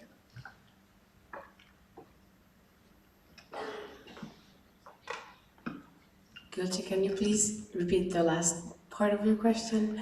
Sorry. Okay. I couldn't see any local group motivated enough to organize a central STEAM event. And this is my question, like, can you please elaborate more about increasing activeness of local groups in terms of central STEAM offers? Okay, one thing we have done or are trying to do to have joint coordination meetings to give more space for local groups to organize also service events, and also the local group support part would then help local groups through the COVID gap to let them know what's going on, be more aware of also central STEAM events and not just organized events or exchanges to pass the membership requirements. Sana? Sena, Istanbul-Yildiz. Congratulations on your board goals, first of all. Firstly, it's a very short comment. To me, after hearing this presentation, it seemed like pretty doable to do the same for the strategy, so I would still very much appreciate a bit more details on how you would like to work or how you see your leaders' work would be for the mandate. But regardless, my question would be, your board goals seem to me a bit unbalanced in terms of the involvement. Some of the positions I feel like will have a bit more involvement compared to the others, so I was curious who will be responsible for what in general and who will be working for what. Yes, we plan to have a little bit of a different approach compared to previous years in the sense that we plan to give the ownership of specific goals to us as the board members, basically. So it is not that we distribute one whole area on certain people, especially because you pointed out that there's this imbalance. Was that your question, or was there more? Yeah, more or less, but okay. Good. Okay, Danny, you didn't have that much question time, so I give it to you. Okay.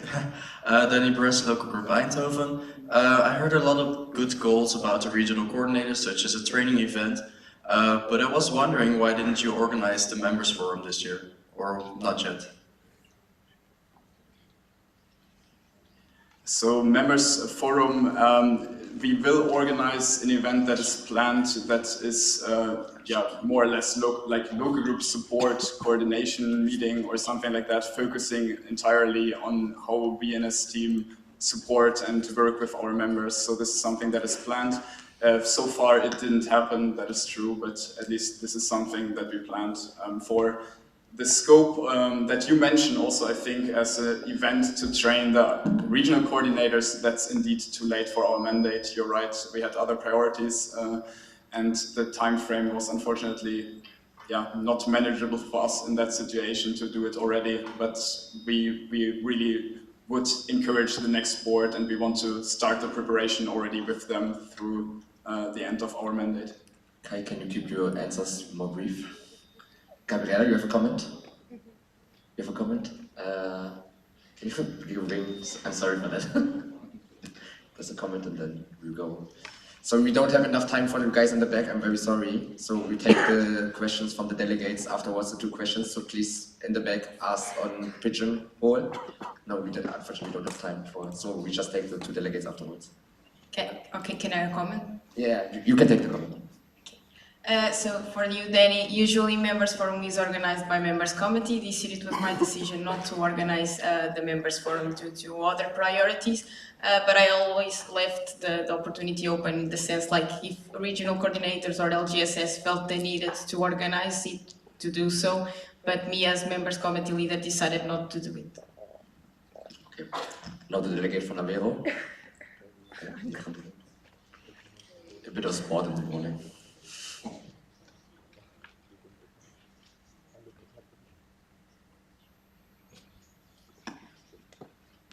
Okay, so Ellen Monteiro, LGV. My question is, you said that to bridge the gap between local esteem and central esteem, you would send an email with central esteem opportunities after the second event. How did you, my question is, how did you go to this number? Like, why is it 2 and not more or less?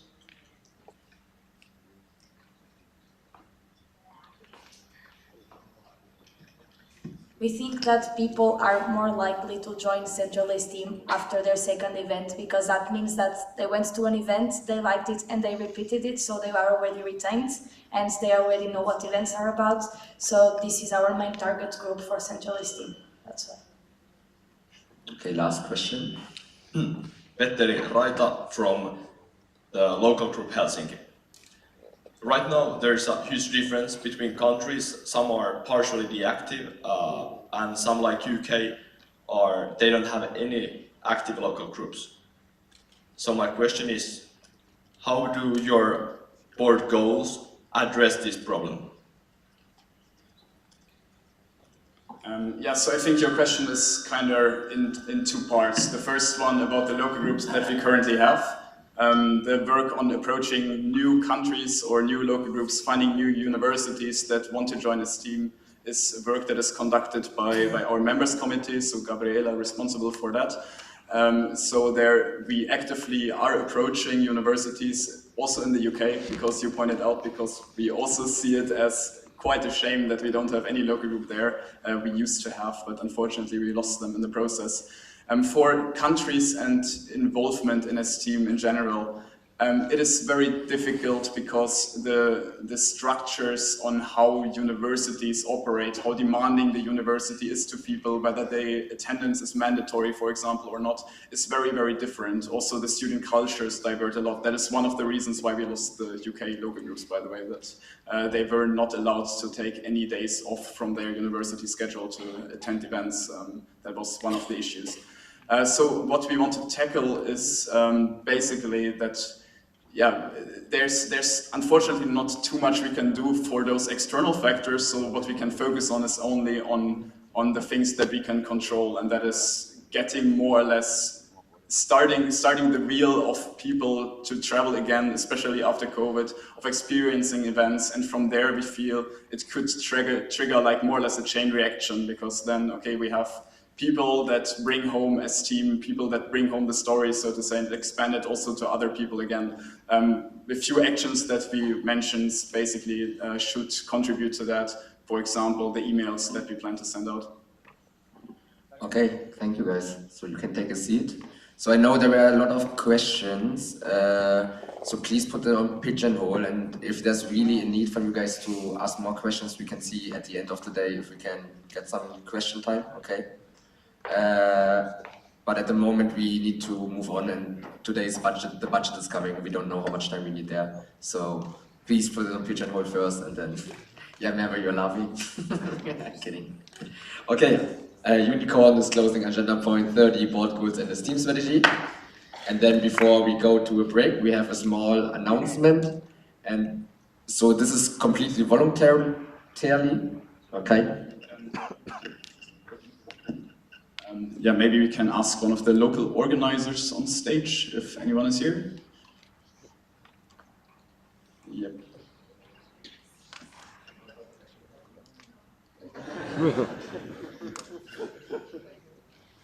Okay. Yeah, so then you do it. So there is a Kahoot from Red Bull. So if you want to participate, you feel free to participate, but you don't need to shorten your break for it. So it's completely voluntary. So if you are up to making a Kahoot here, that's like basically an online quiz, which is interactive for the people who don't know. Feel free to stay seated and do the Kahoot. If not, we will go to a break now, and please be back at 11:05. Have fun.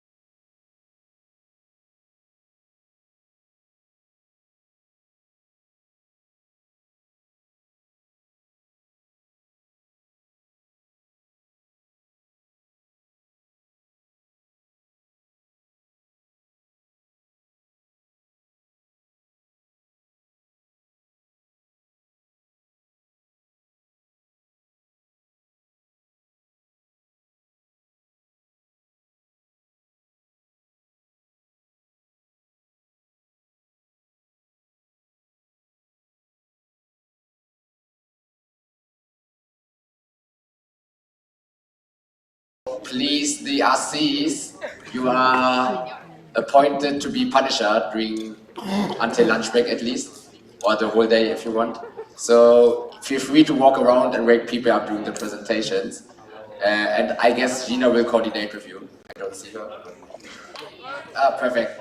Gina will coordinate with the RCs. If you have any questions, go to her. And we are keep going on now with the agenda. And I open agenda point 31. Unicorn opens agenda point 31, corporate and university partners. And the stage is yours, Max. Yes. Oh, nice. Okay, welcome everyone. We have the partners update now. So basically I will tell you a bit about the current partners, possible partners, all that kind of stuff. It's quite straightforward. So yeah, let's just into it. It's a nice update. So first we have our institutional partners. We have Chalmers, one of our biggest partners. They are present at CMs. You probably also saw a flyer, brochures. They are in the magazine. We promote them on social media, all that kind of stuff. And they are long-term partners. We're still having a good relationship with them, so that's very nice. And yeah, they're offering study opportunities, masters, master programs basically. Then we go to the other universities. We have TUI from Eindhoven. They're also present at CMs. They also are visible in the magazine. And basically they offer study opportunities, of course, because it's another university. And another university that's exactly the same as Eindhoven is Lund University. So yeah, that's it for both of these three universities. They all have presentations, so then they will tell more about what they're doing, how you can study there, those kind of opportunities. Then we have the corporate partners. First we have Salonis. They are famous for their exclusion management, process mining. They all do a lot of stuff here. They offer automation courses. I think the previous month we already promoted one of those courses. And now we have a non-monetary partnership, but they're still interested in maybe having a monetary partnership and be present at the next CM. Then we have Petrus. We already have a contract signed with them. They basically deliver impactful learning experiences, but they also connect different companies with students, so also as team. So as 20 LGs have already seen, with more targeted promotion of their Airbus Global Graduate Program, it was also because of Petrus. So then we have ZEP, the 32nd board made a specific reserve. They will be present at Council Meeting Porto, and they're also our current partners. They also have been partner for a longer time already. Then we have ABB. As you can see, Lean Six Sigma partners. Lean Six Sigma is also really involved with corporate relations, getting new partners, making sure that we have enough internship opportunities also in the field of Lean Six Sigma. And here ABB is like a global technology company, and it's about ABB Finland. So they're really involved in Finland. And they make sure that there are enough internship opportunities there. Then Continental, also one of the Lean Six Sigma partners for quite a while. We also provide students to them, and they provide internship opportunities to us. But now they also saw a new opportunity. They want to have a more diverse workforce. This year, or 2023, they want to focus on more women in management positions, and then they also want more cultural diversity. So now they're more focused on getting visibility in this team, and then slowly trying to get a better relationship with the members in this team. And they are interested in the visibility packages and the Steam Hunt. Then we have some service partners. I will just show all the three of them. Tableau provides us with analytics. It's nice to have some dashboards. ACs, the analysis committee is very involved with Tableau. Helium, our knowledge sharing platform. It's basically the workplace of central esteem. And Unit 4, I use it for my accounting and bookkeeping system. Then, even though it's a short-term partner, but it's a very important one or very nice one. Basically, we had an event, be an IT consultant for 6 hours from the service BX days. And IBB helped a lot. They provided all the cases, all the content, so that was super amazing. And they're about national and international rebate management. So yeah, thanks a lot for IBB. Then, coming soon, we're now talking with PwC again. It's also one of the partners we had in the last 2 years. They joined the Steam Hunt in 2021. They had this very good experience. In 2022, they had a bit of mixed feelings. It wasn't the best case, but they still talked with the alumni. He convinced them again that to be in contact with Esteem again, and they're motivated to join Esteem Hunt again. Then we have Picnic Germany. They also joined Esteem Hunt 2022. They're an online supermarket providing like digital tools to bring groceries to you. And they're also interested in continuing with Hunt, but also they are interested in the council meeting in Singapore. So then we also going to talk about new potential partners. We have Picnic France. So yeah, Picnic again, but Picnic is active in the Netherlands, Germany, France, and they want to contact or reach more French students. Also, they will talk with Picnic Germany to make sure that they're aligned, because it wouldn't make sense if we have two Picnic presentations because they're same company, but in different countries.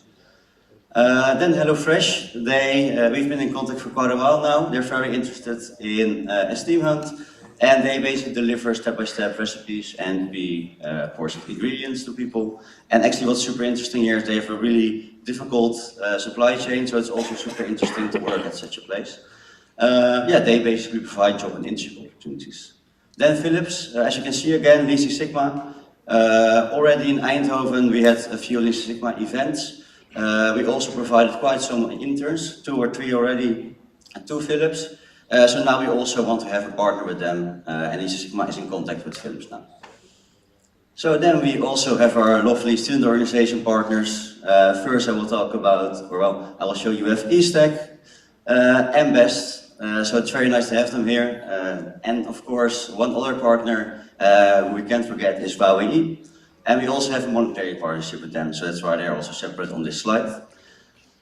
And that's basically it. So this is just a short update to make sure that you know everything about the partners. You will also see in the budget on the income side that we have some partners, some possible partners, expected income. So that's why I also give this update beforehand. So if you have any questions, please ask me. Thank you, Max. So we have time.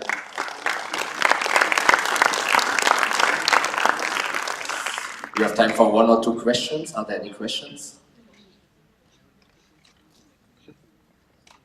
Okay, doesn't look like it. So we proceed now with the presentation of Chalmers. So we're playing first a video, and then I'd like to ask the 2 delegates of Gothenburg on stage.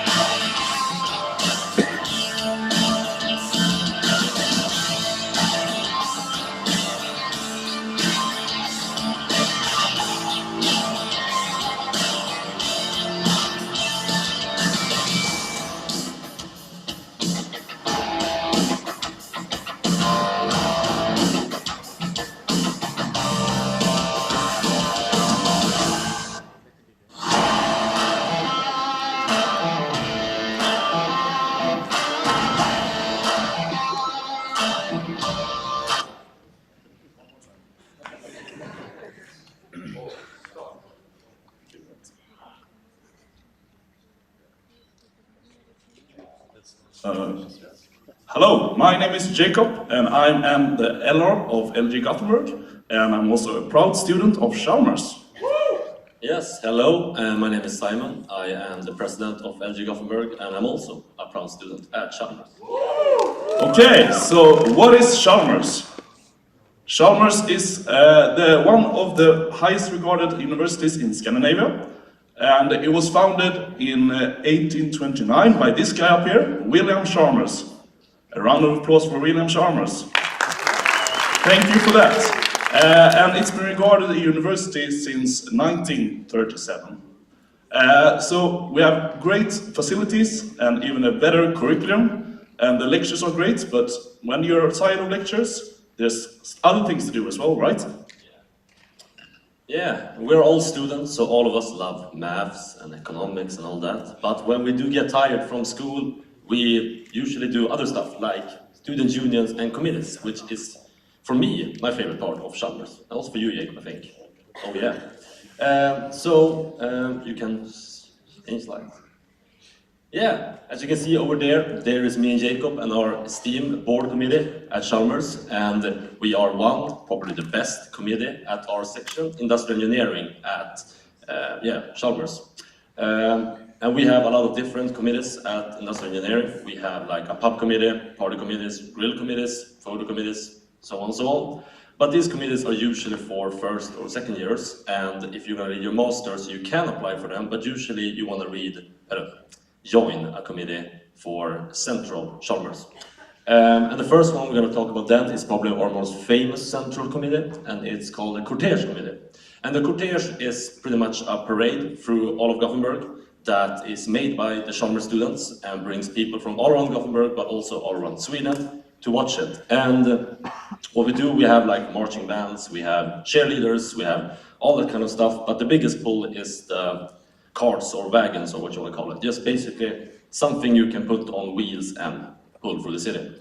And these carts can be political, they can be comical, they can be dramatic, they can be everything except hateful. And as you can see here, they can also be weird. We have a guy up there that pretty much put 4 wheels and an engine on a toilet and drove around all day. So yeah, you can do whatever you want with that. And the next committee we have is the International Reception Committee. And this is the committee that if you will read your master program at Chalmers, it's the committee that will greet you. They spend all the time to make the reception as good as possible for international students. And it's also found that these people are usually international students themselves and have read 1 year. So if you are an international student to come and read your master, you might want to join them later, and it's a really cool experience. But esteemers are also party animals. So these are the party committees that we have at Central Esteem. First one is Svea, and it's pretty much a DJ committee. They come to events, parties, and blast some music. So it's really cool to have some international DJs there. Festu is like the big party committee. They make like 3 parties a year, but these parties are biggest parties we have at Chalmers. And actually the last day of the cortege we have one of these Festu parties, and it's actually the biggest reoccurring indoor party in all of Scandinavia, right? Yeah. And we also have the Gask, which is our nightclub. So if you want to be at more parties, but less big, Gask is for you. But if you don't want to party or you don't want as big of commitment, we have a lot of more committees. We have like Pyrot, they like to blow stuff up and make fire. Bastu committee, sauna, you know, have sauna events, pretty nice. Chalmers Växet, it's pretty much a theater committee, so they make performances. Krock is a rock club, so if you want to rock, you can join Krock. Loop, they rent sound systems for parties and events. And Jämko is our equality committee. And we also have equality committees on all different sections, but these are the higher-ups that make sure that we are progressing in the right ways and moving forward and not backwards. Yeah, but how can we sell Chalmers without talking about committees, Jacob? Well, of course, that's going to be the city it's in, Gothenburg. The best city in Sweden, if I say so for myself. It's like the perfect combination of student life and normal life.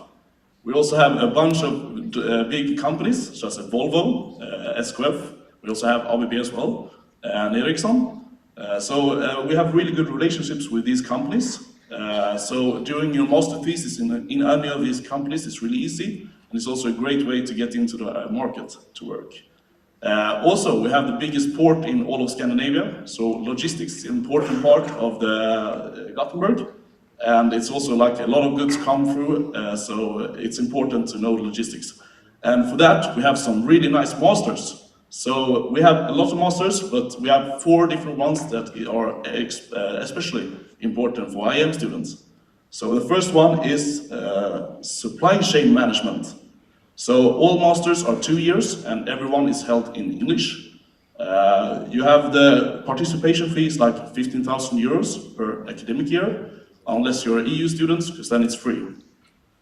So in supply chain management, you get to learn about supply chain management, yeah, of course, freight transport system, distribution networks, product flow management, operations and planning control, and supply chain strategy.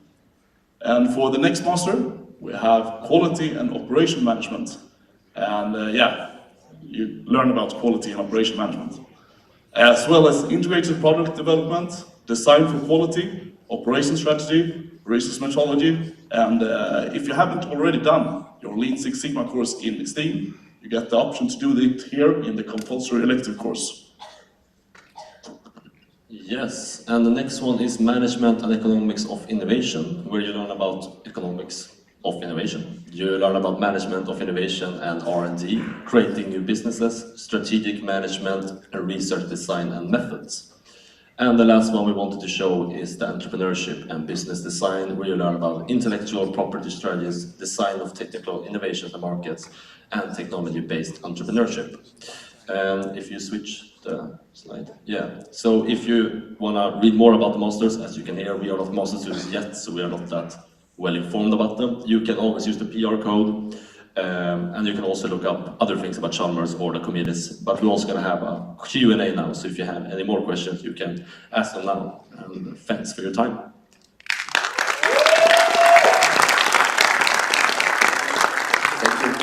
Thank you. We have time for questions, and we start. Is this Marlene? Yeah, it's Marlene. Clarification from Eric? Or? Eric, is it clarification or a question? You can go. Okay. Hello. Hello. It takes some time. Hello. Hello, I'm Marlene von Steinecker, local group Berlin. Rumors say that at Chalmers you have a swimming pool filled with money that students can swim in, and I wanted to know if you can confirm that rumor. Thank you. Join us and you will see.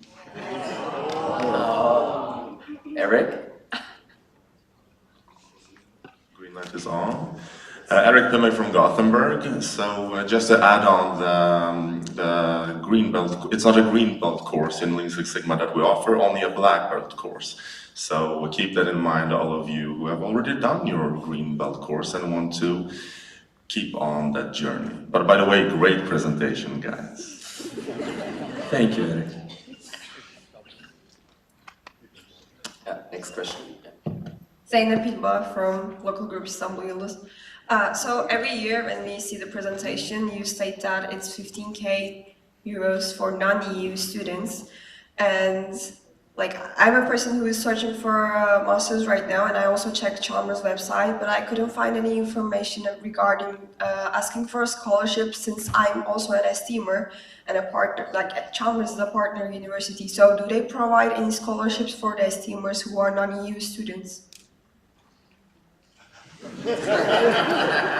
Okay, so we have no. I see Eric from back there. He says no. So unfortunately, like, we have scholarships that you can apply for, but there's no one that is like directly come for exactly STEAM students, unfortunately. Okay, thank you.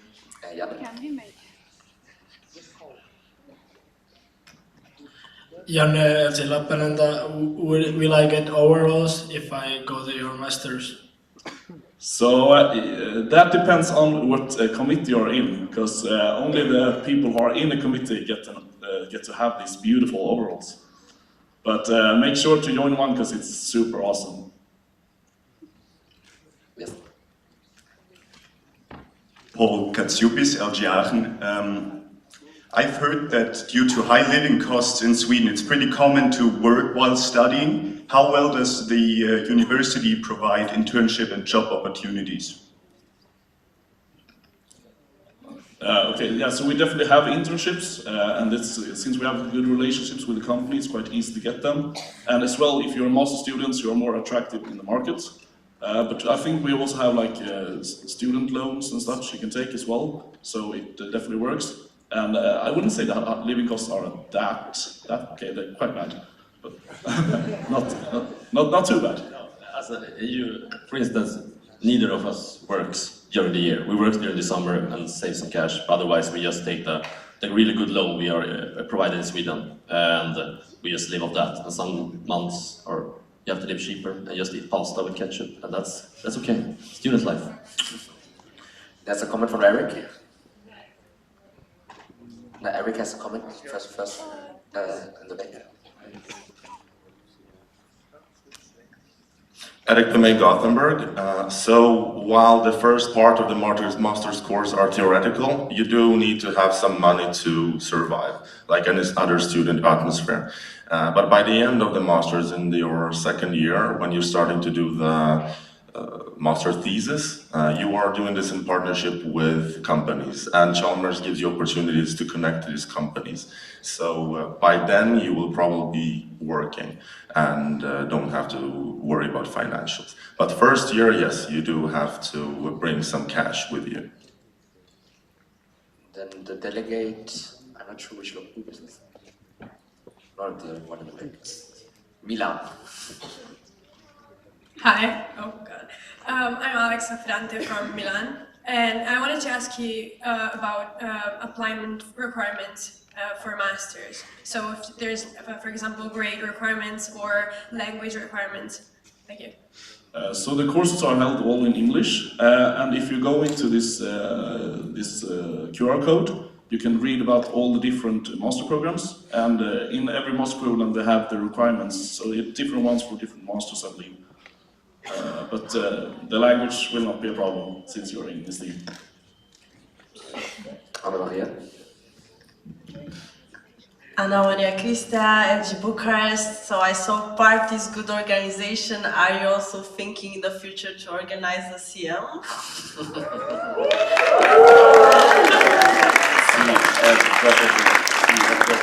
So we've actually had the thoughts, and we've actually talked to the principal and such. But you know, it's maybe. Never say never. Never say never. But it's quite expensive to have it. But perhaps if we can gather enough sponsorships, it would be possible. And then you'll get to experience it all. I promise.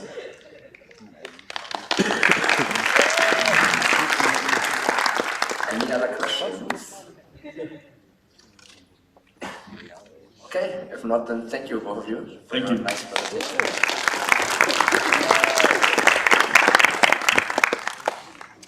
So we're keeping the agenda point open, and Unicorn opens agenda point 32, Introduction to Finances in Esteem. And we have an Energizer financer. I see.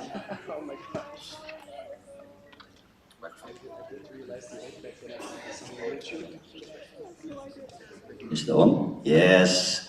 We have a lovely energizer, also to get you hyped for finances, for retained earnings, budget. So this is one of the few times that you can actually use your phone. So in an announcement group, Sarah, did you share it? Perfect. In the announcement group you have the songbook. And please go to page 18, song number 69, the finance song. And I would like everyone to sing along. You can also all stand up, wave a bit, but it's basically an energizer. Yeah, just stand up. Please all stand up. Get your phone ready. Page 18, song 69. And you can also read it off the screen. Sorry for your ears, I'm also gonna sing. But yeah, that's all part of it. It's all finance, so yeah, let's go.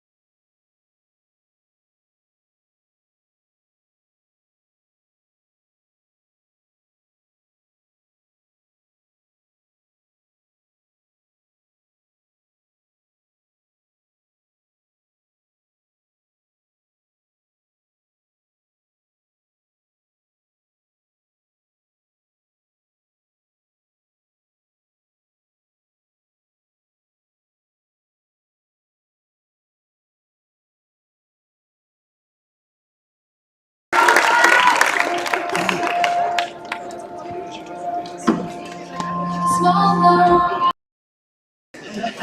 We're not gonna do it again for you guys. Thank you, Max. Before you start, wait. So, Unicorn closes agenda point 32, introduction to finances in his team. And yes, we had this agenda point just for the song.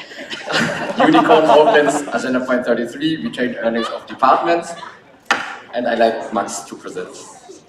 Yes, so retained earnings. Some of you probably already heard about it. It's quite a difficult concept, but I'm gonna explain it very easily, so I hope everyone will understand it. So let's get right into it. First, I will talk about retained earnings, then also about department budgets, and we're actually gonna have a vote, an open vote on the retained earnings of departments. Oh yeah, that's the fourth point actually. So basically I will get you right into it. Then first, what are retained earnings? Basically, if you define it, this amount of net income, so profit or loss, left at the end of the year. And in a stream, the overall retained earnings, basically the sum of all these retained earnings of the previous year together. So I will give a very simple, example of what retained earnings in Central Esteem are. So for example, 2019, we have 0 retained earnings, there's a profit of 5,000. What will happen? Well, 5,000 at the beginning of next year. Basically, that's how the retained earnings work. So the profit at the end of the year is added to the next year, in the beginning of that year. Then you see that there's minus 500, so the retained earnings are 4,500, and so on, so on. Then you have 6,900 in 2022, and you see that there's no profit or loss yet, because the year didn't finish yet. So these are basically retained earnings in general. And how does it work in Esteem?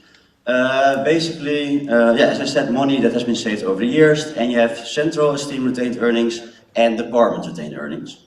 So if you take a closer look, it's quite important for you to know a little bit about department budgets. I won't go too deep into it, but basically the department budget is there to focus for departments. So we have academic department, intercultural department, personal development, career, they all have been introduced to you already.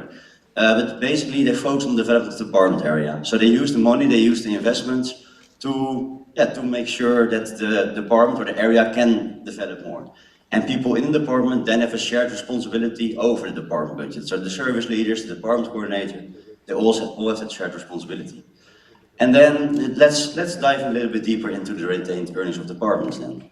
So basically what happened a few years ago, there was a new financial structure, which were department budgets. And basically they want to increase the financial awareness in the department of service leaders. So what I was talking about before, the shared responsibility, making sure that other people, or basically people in the department, think about the expenses, the investments in the department. That's why they change the structure a bit.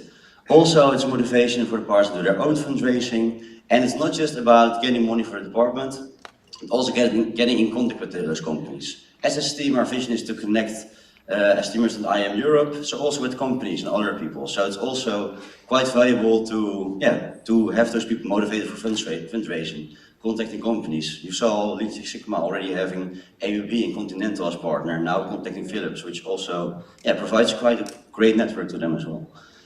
And then when we're talking about the retained earnings, it's basically help academic development or the academic area grow in Esteem. That's not that clear, but basically they spend that money and they use it as retained earning. Yep, thank you. Oh, and it's back again.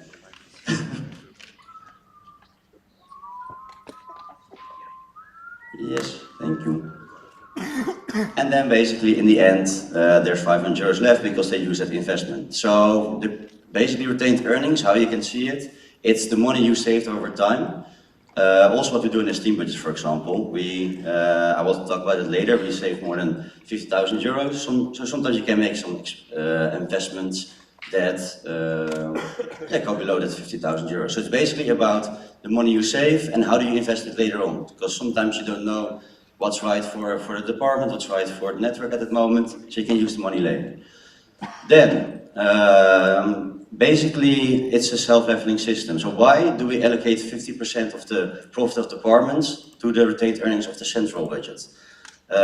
Basically, if Esteem is in a bad financial situation, for example, we have 5,000 euros in our retained earnings, in our savings, and departments save a lot of money and they have 8,000 euros. then we cannot really use those 8,000 euros. We cannot really access it. So that would be quite bad to have it. So basically to make it more self-leveling, to make sure that Esteem can still access all the money that's in there, we make sure that still 50% of the department's retained earnings, profit by the way, not retained earnings, is moved to the central Esteem account. Then, let's see, yep. So yeah, every beginning of the year 50% profit is moved to central Esteem, so it's a self-leveling system.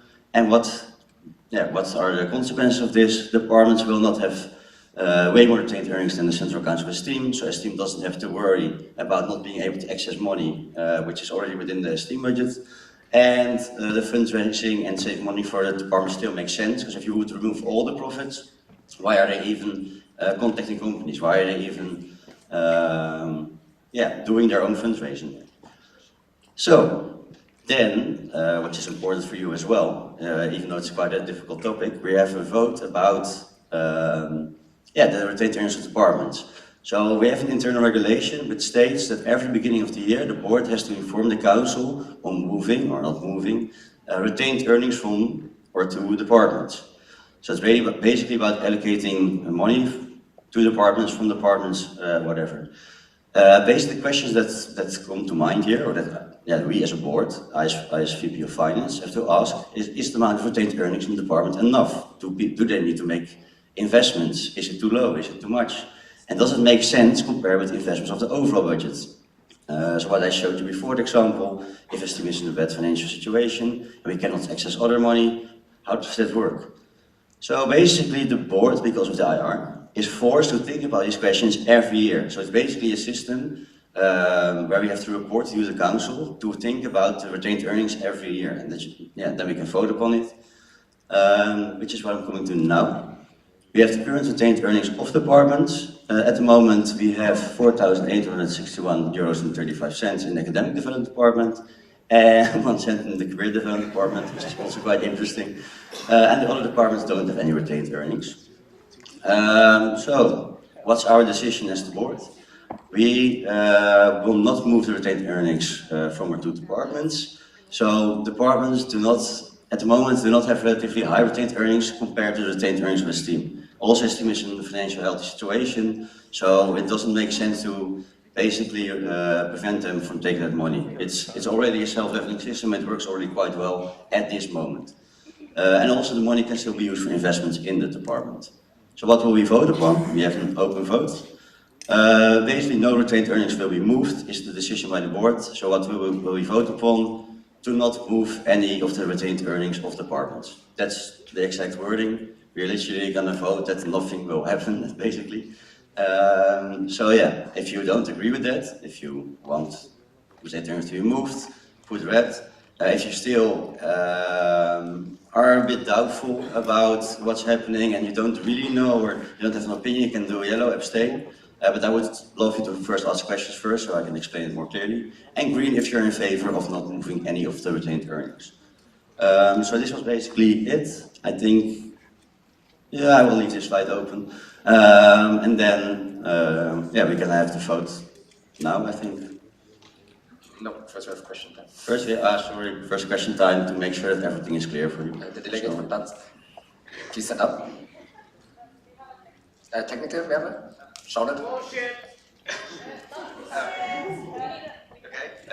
Hello, Marcin Flax, local group Gdańsk. Could you please explain why there's like 1 cent in the retained earnings from current development days? Why? How has this happened? Well, Joanna can explain it, I can also explain. Basically, they made a profit of 2 cents, so 50% is moved, which is 1 cent. So. Okay, but like this is a very interesting figure actually, because like one department has an incredible, very high retained earnings, and there are some that have zero. So. And also. 2 cents is a very interesting situation. Yeah, true, but I can also explain a bit more about. Something is wrong with the microphone. If you don't talk, put it a bit further away from you, so it doesn't. I was just saying that something is wrong with the microphone because there was like that noise.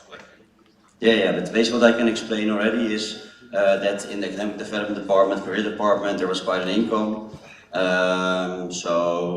They have quite some sponsorship. So there's also an income, there are some expenses made.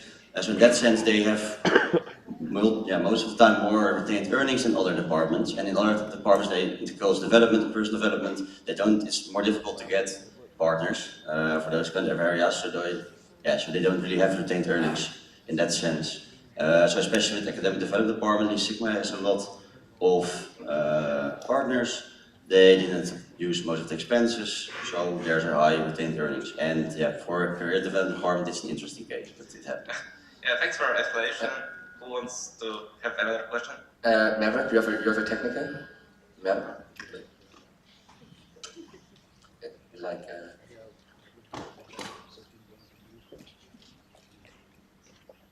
Merve Istanbul-Yildiz, this is already the moved return earnings, so you are not proposing what you are showing to the council right now. So you need not to move the retained earnings, 50% of the profit, and then propose that version, because this is already moved one.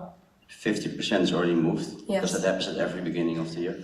And then I'm proposing for the other, for basically, at every beginning, 50% is already moved. So it was the old retained earnings plus the 50% moved. And then we're going to vote about moving the overall retained earnings or not. But then it needs to be 2 cents, not 1. Do you get it? Can you repeat it, member? No, then I didn't understand your proposal. What you are proposing, can you clarify again? I'm proposing to do literally nothing, to not move any retained earnings. But they're already moved. Like 50% always gets moved, that's the IR. So that's basically something that happens. Afterwards, you vote on if the other stuff or if the overall retained earnings get moved or not. So 50% automatically gets moved. So that's something that already happened. We're not going to vote on that because it happens every year at the beginning of the year. What we're voting upon is the overall retained earnings, if you move them or not.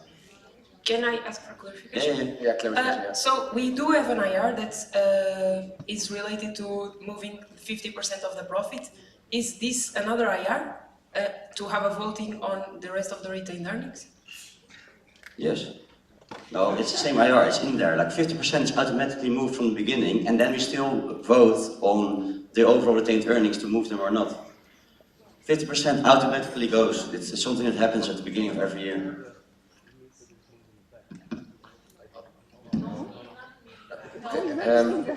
Can I check for the internal regulation shared with you, if it's to make it clear, so we can ask questions to the delegates. So when I will share, we go with the questions around, okay?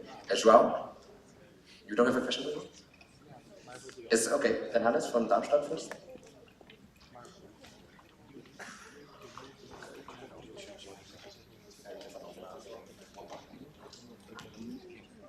As far as I understood, LG Darmstadt, as far as I understood, it's only possible to move money from central to the departments. You said money can be used for investments, but 3/4 of the departments don't have any money for investments, so don't they need any money, or is it like okay? It is possible to move retained earnings from the central steam budget to the department budgets. You can move it to them, you can move it from them. It's basically, the retained earnings are all part of the steam budget, both from the central steam and from the departments. And in that sense, it's about where do you move the money, where do you want to invest in.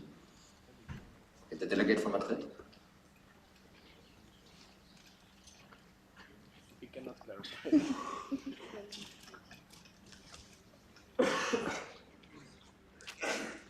Okay, thank you very much for the presentation. I'm Pablo Fuentes from Local Group Madrid. I would like to ask if the case was that in the end it was decided that it was moved, how much of this will be moved? Well, you can decide on it however you want. You can literally decide to move everything, you can decide to move half, you can decide to move 100 euros. It's something you can do as a board. So it depends. If you have the feeling there's too much money in the retained earnings department, you can basically say like, okay, I want to move until this amount. But it's all up to the board what they want to move, how much. And based on the argumentation, you can basically give any number. So, but for now, I don't see a reason, or we don't see a reason to move it, so I cannot give you a number of how it would be in that case. All right, thank you. Can you move the microphone to in the back? And for Merve and Joanna, we have like the internal regulation. You found it? Okay, but I read it out for everyone so it's clear. So if you want to check like the internal regulation, technical. Technical. Yes? Yes. Can you explain? Can you clarify that? What will happen if the voting says no? Because people are confused, me too.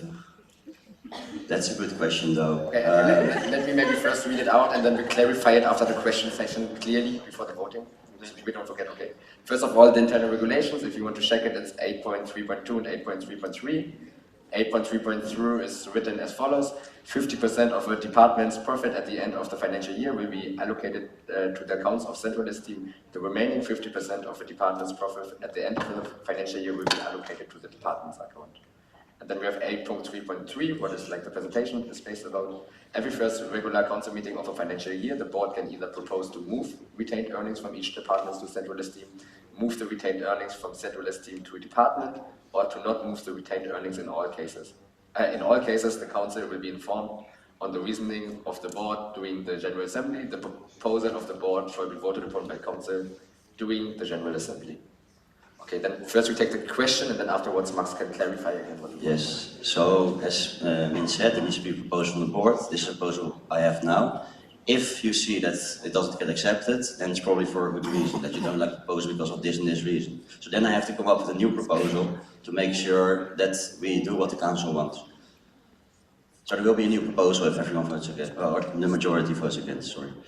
Okay, then let's take the last question. Maria Gezepovlu, Local Group Piraeus. I would like to ask, the money that is invested in the departments, who decides on what is shared? Like the department coordinators, the service leaders, or just the board? In the end, the board always has the final say about what gets spent, what not gets spent. However, in the beginning of the year, I had an open meeting with all the departments. Some of the service leaders joined, but in general, department coordinators are responsible for the budget, but we basically create it together. So we see like, okay, what makes sense, what's a good investment. I also compare it with the normal STEAM budget to make sure that it's quite aligned as well. Because yeah, department budgets are also part of the STEAM budget, does it make sense? So in that sense, we all work together on creating it. Department coordinators talk with the service leaders, I talk with the department coordinators, and we create it together basically. So the final saying it's on you pretty much, right? Yeah, there's also an IR that the board also has the final say in what gets spent and what not gets spent. Okay, thanks. Okay, this wasn't with question time. I know it was a bit complicated now. Through the delegates, can you just show with your sheets, do you feel comfortable voting on now, or do you need some more information? Just show with like your sheets. If you feel comfortable, show green. Okay, perfect. And okay, we have a red there. Is there something, what information?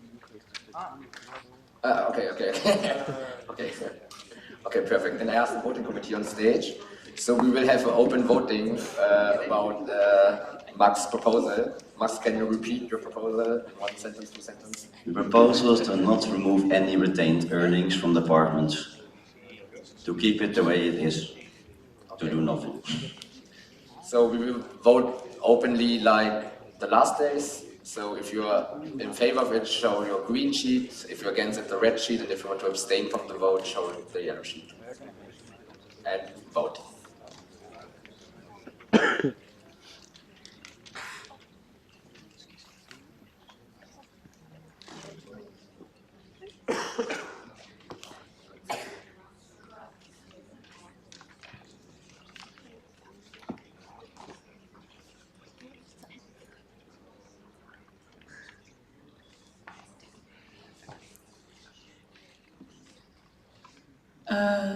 So the majority is green.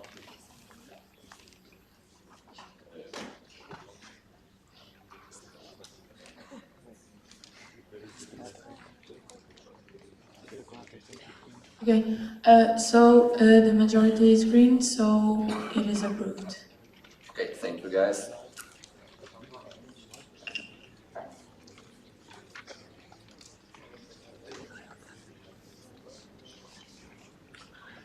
Okay, we are moving on. Unicorn closes agenda point 33, retained earnings of departments.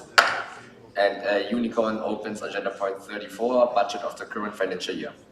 and Max.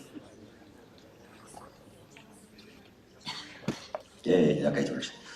Yeah, you're gonna hear me talk a little bit more, sorry for that. But now we're gonna talk about the Steam budget. Also, Sarah sent the presentation to your phone, so also this time, it's one of the few times that you can actually be on your phone, because sometimes the numbers are hard to see, or it's hard to see the presentation. So if you want to follow it a bit more clearly, check the announcement channel, and you can see the presentation of the budget on your phone as well. So let's get right into it. First of all, what is a budget? It basically provides an estimation of the income and expenses over a certain period of time. So what you see here, the budget is also a strategic tool. So we as a board have some objectives, we have some goals, and based on these objectives of the year, we make, we have the expenses, we have some income. We basically show you what we want to invest in, and that's important. Is it just an expense, or do we actually invest in someone? Do we invest in our leaders, in our people? Do we invest in our future? That's basically what's very important about the budget. Then it's also a monitoring and control tool. Basically you, the council, has the power to decide if you want to accept this budget or if you want to see some changes. Besides that, it also shows, as I said before, the income and expenditure for the year. And the time period of this year is basically from the 1st of August to the 31st of July 2023. So now you have an overview of what is a budget. Then we look at the general mindset.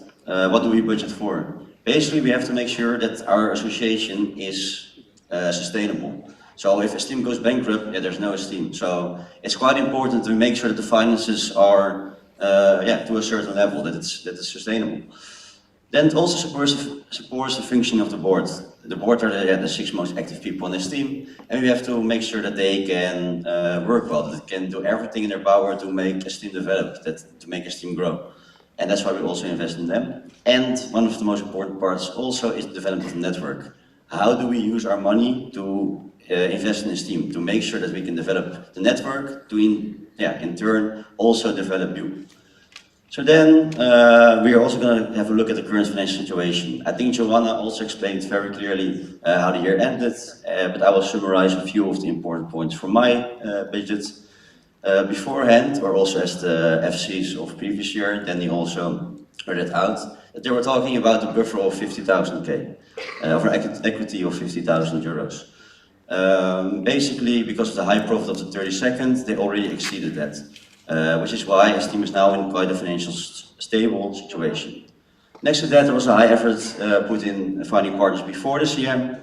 During this time, we were also reviving the Corporate Relations Committee, and we now have 2 strong co-leaders, and they're very motivated to start again. So I think for the partners, I have high expectations of that as well. So let's have a look at the budget overview. First, I have to mention some small changes. You maybe already saw it in the announcement I sent. You can also find the full budget there with all the explanations, because I won't go deep in all the numbers, because if you just look at the numbers, the budget is just a little list of numbers, but the context actually has a meaning. So you can find the context in this presentation and all the numbers in the budget itself. But basically, I forgot to add participation fee support for one other leader of CRC. The board travel costs and board participation fee for other conferences were switched. And also, now with the change of Knowledge Facilitation Committee to Knowledge Management Committee, I had to explain it as well differently in the elaboration. So then the profit changed from 829 to 769 euros. So then let's go on to the main interest points for you of this budget. What's different from previous year? What's something you should know about? Basically, the leaders get reimbursed for at least one coordination meeting. Sorry, I'm still abbreviating a bit, but the coordination meeting is basically an event where we develop our entities, develop Esteem in the committees, in the groups. Then the participation support for all coordination meetings will be changed from 50 to 60 euros. This is also because of inflation, external factors. Basically, everything's getting more expensive as well. Then we also want to invest in the trainers community. So for trainers, for training new trainers, which is an event to basically get more trainers in Esteem, we want to provide support. We want to make it cheaper for the people.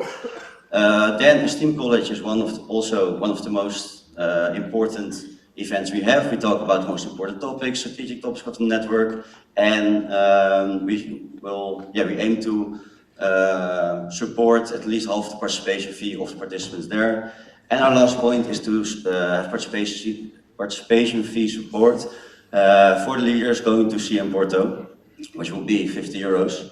But there's something you all should keep in mind, because as VP of Finance, I'm responsible to make sure that I aim to get as close as possible to, for example, the 769 euros, the profit I budgeted, to get as close as possible to that amount. That's why spendings will only be done when a certain amount of income is reached. So it doesn't make sense to spend money when you don't have it, and that's something which is important to keep in mind. So here's the overview. You probably can't read it, so please check your phone as well. Yeah, I know that you can't read it. The budget is sent. Oh, something else? Technical? Yeah, I was thinking, can you show the previous slide still, because the PF was abbreviated, so like I was just thinking what the PF means. Yeah, participation fee. So To read the all, like all. the participation fee is basically what you pay for every event. So yeah, sorry for the abbreviations, but it's basically what people pay before they go to an event or when they join an event. So it's participation fee support. So we support leaders, members to go to certain events. I hope it's more clear. Here's the overview of the budget, and as you can see, indeed, a profit of 769. But I will go through it a bit more clearly and give you some visualizations. Here you can see the income of our budget. Most of the income is from institutions. You also see 20% from corporate partners. We also aim to have at least 14% from new potential partners, and you have department budgets, which are also shown here. But let's get a little bit more into it. We also have Chalmers, Lutz, Eindhoven, VWI. They give the most money, but you also see that 20% of our budget is based on Chalmers. And something I want to aim for this year as well is to have more smaller, more sustainable partners. Because if one of those partners fails, it can actually give a lot of damage to the STEAM network. Now we see the expenses. So it's around 40% for the board, which is indeed much. But it's over the travels, and over the years it has been around 35 to 40% as well. So basically it is quite high, but it's because of the board travel costs, board participation fee. You can also see supported actives, which has been highly increased in this year as well. And something to mention as well is support to other boards. It's also support to the next board is also involved here.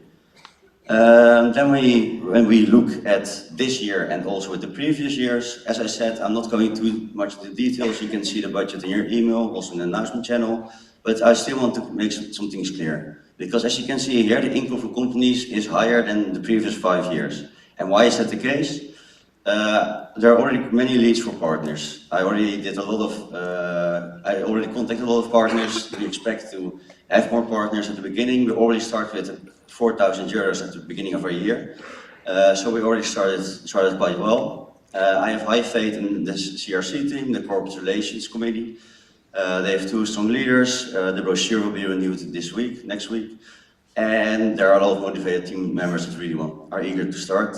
And now it's easier to sell our offers after COVID-19. It's really difficult to sell an online CM to partners, to give them presentations or have their presence here. So it's easier to now sell the council meeting. There are many interested people for council meeting Porto. Then also what you see is that the board costs are higher. Board costs are higher than the last 4 years. As team is now in a more healthy financial situation.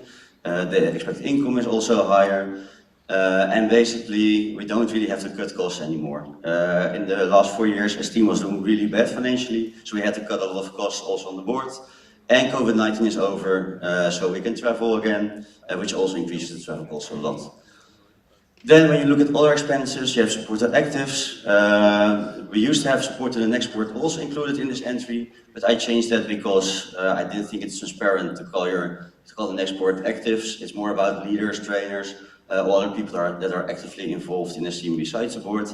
And then it's still significantly higher. So we chose as a board to invest in our people as well. So yeah, we also have a high income, so because of that we can invest in them. And yeah, bigger focus, appreciation, support of the leaders, and an investment in training new trainers, as I told you before.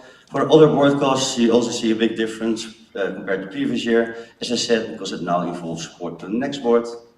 Then we have the representation and cooperation costs, because now the travel costs for other NGO events are covered, which basically means that that's the main reason why it got higher. So now if you look at the budget, you see a difference, you know why it's higher or lower basically. Then when you look at the department, it's also significantly higher than previous years or in general. This is because there are more expected partnerships in ADD and CDD. Philips is expected to be there. And also IBB was already partnering with PX for X Days. They already had an event, so that was super nice. Then Brussels had a weird situation. They're organizing the time semi-final. However, they could not sign contracts themselves. So basically they signed a contract with this team that they will be fully responsible for the event, but this team receives the money and then gets it to them. So that's why it's also budgeted here. And also there's more money allocated to instructor reimbursements. Also because of Lean Six Sigma as an expansion strategy, they want to go to certain areas where Lean Six Sigma is not that big yet. So there are also more expenses here. So if you see the difference and you are like, oh, why are the expenses and income significantly higher in departments, this is the reason. So then, I told you that we can only spend money if you have money, so I also made a plan of spendings. You probably also cannot read it that well. The one thing you need to know is that at every point, if a certain expense is reached, or income, sorry, if a certain income is reached, that expense will be done. So it's basically a step-by-step plan on which expense will be done when which income is reached. So that's also something to keep in mind. I said I want to support all the leaders for the council meeting in Porto, but that's only when we reach 14,000 euros, which if that's not reached, I cannot make that expense and we will not support the leaders for that CM. Yeah, so the last clarification, I think I already said this. As VP of Finance, I'm responsible for ending the year as close as possible to the expected result. So we'll only do the spendings when I have the money. And I think that's basically it. Please ask me any questions about clarification. This was indeed a short presentation about the budget. You can still find the full budget in the announcement channel or also the presentation as well. So yeah, thank you for listening. And yeah, please ask any questions. Before you have questions, I'd like to ask Merve on stage. What's it? Esteemed sign. Yeah. Merve can come on stage.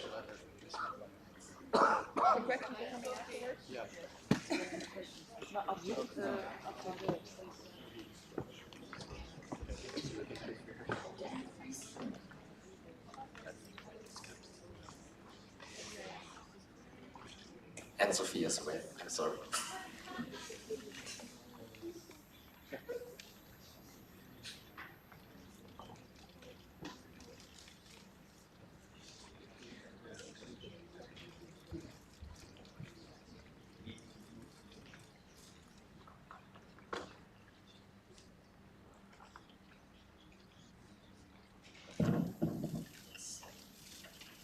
All right. Yes.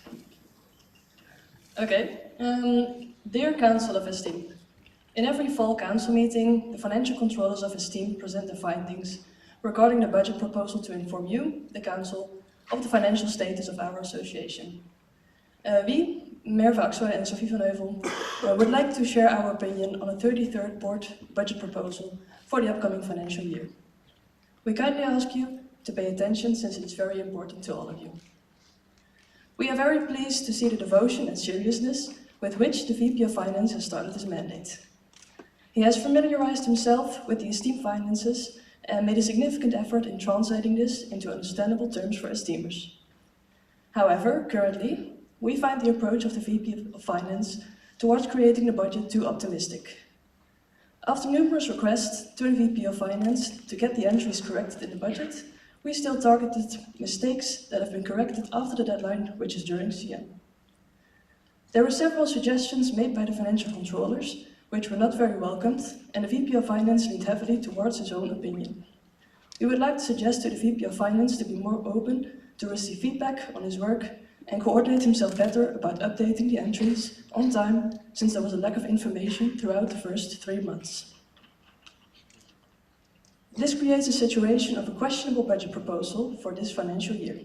We analyzed the last 6 budgets and realizations to have a good overview of finances in Esteem. And unfortunately, every year was able to get 40 to 45% of the proposed income from companies.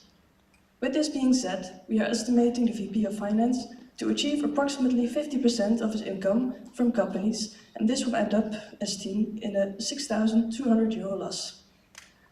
The consequence of this loss is something esteemed cannot go through for the second time in such a short time. We would like to ask VP of Finance to change some entries accordingly before the voting takes place. There are too many coordination meetings for board members to attend, which are logically not possible since the mandate is not long enough. They need to prioritize some areas according to their board goals. Second point, one board meeting can be held online to lower the cost till they can ensure to have enough financial income to organize it in person.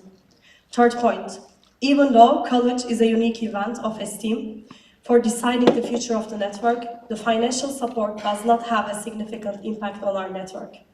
And the last point is to request to lower the board travel expenses by connecting events and from €130 to be €65 per person. And we would like to add, there is no buffer for unexpected expenses in the proposed budget. If there is an IT emergency, which was already mentioned by the board, esteem will make a significant loss. In the ultimate worst case scenario, esteem would make a 10K loss. If the board achieves to receive the income from the companies as envisioned now, they can propose to adjust their budget accordingly in the upcoming council meeting and vote on them. We would like to conclude this letter by making a notice of the close eye the VP of Finance is keeping on the income and the spending policies to prevent losses for this financial year. Next to that, we would like to remind the Council that a budget is a joint responsibility of the board members to make sure that finances of esteem will be kept in the best possible way, so we can proceed with our normal operations without taking the risk of jeopardizing the financial health of our organization. In high esteem, Marva and Sophie. Thank you, Bobby. So we have time for questions now, so please stand up if you have a question. We're starting with delegates and then with David. Can I just ask to have Max's slide back so that we can see? Yeah, sure, Max. Yeah. Yes, yeah, we put it. David? Yeah, from Munich. Which slide, Joanna?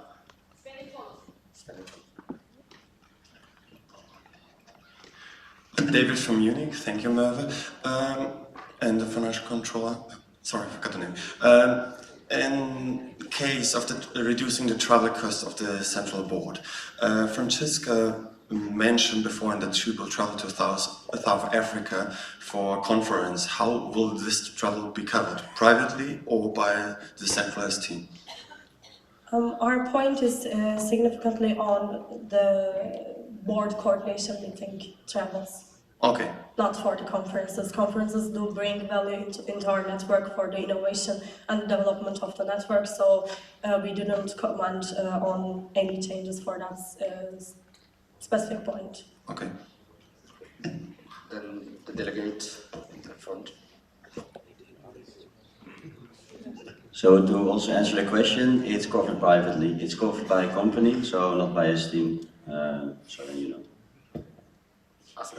Özgür Bayır from Istanbul-Boğaziçi. I want to ask this question directly to Merve. What financial struggle this team went through? Can you explain? Yes, during 27th board mandate, which I don't remember the years right now specifically, some of the entries were double invoiced within the same year, even though it wasn't supposed to work like that. With that reason, the next board made a 17K loss in its team, which is also technically shouldn't be possible. And in the upcoming years, we had to correct this mistake for like back-to-back 5 years in a row, and S team had was in a very critical situation because board members were not able to travel because of that loss, because they had to prioritize many things over their own board goals and personal goals. That's why we actually mentioned that STEAM cannot have a similar situation in the upcoming years, because if there was no COVID, we don't know if STEAM could have recovered this fast. Thank you. Can you repeat your name? Can you repeat your name and local group, please? Özgür Bayur, LC Istanbul-Boğaziçi. And the question, please. For the secretaries. What financial struggle STEAM went through? Okay, thank you. Then we go with Milton, then we go over there to the other people.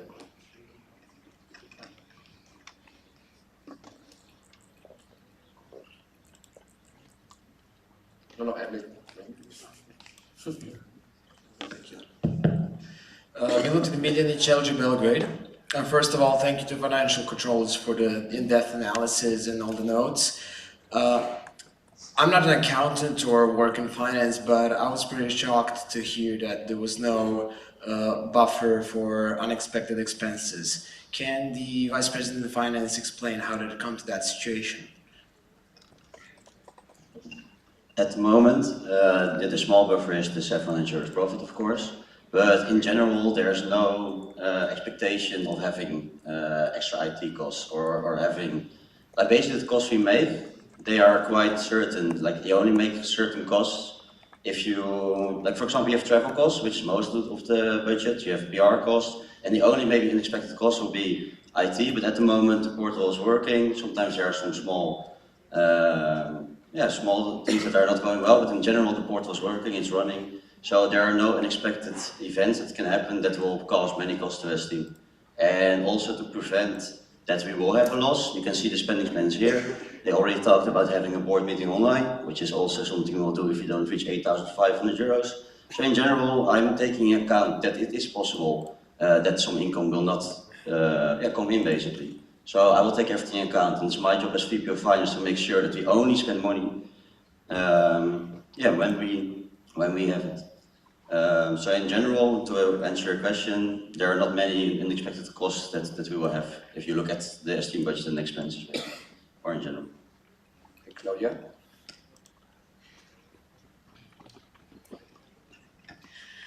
Claudia Kaus, LG Civil.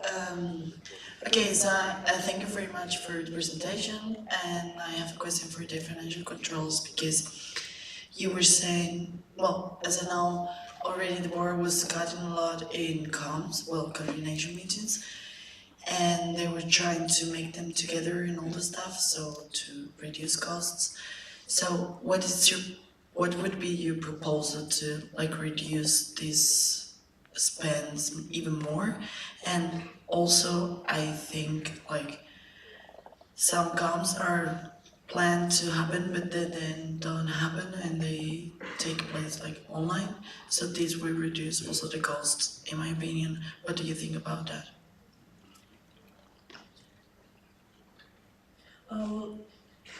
First of all, this spending policy is not something legal that he has to follow. So this is his proposal, yes, but this is on paper, not in the voting sheets. So he can still proceed with every single number that exists in the budget. So this is the vision they are trying to show you. If in case this happens, what is going to happen in the finances. And second point is coordination meetings, by experience, happens between November and March, because STEAM is kind of in a handover process during the summer term, and there are not many coordination meetings happening. This was already a suggestion that I gave by experience from my board year, to have a calendar with every single event that their leaders can approximately tell within February, March, I'm going to organize my coordination meeting. But we can already see that the number of the coordination meetings are probably going to overlap with each other. So this means a board member cannot be in two places at the same time, and the board member not necessarily is needed during a coordination meeting. If they are going to make a change for the network, yes, the contribution of the board member is important, but not for the operational task.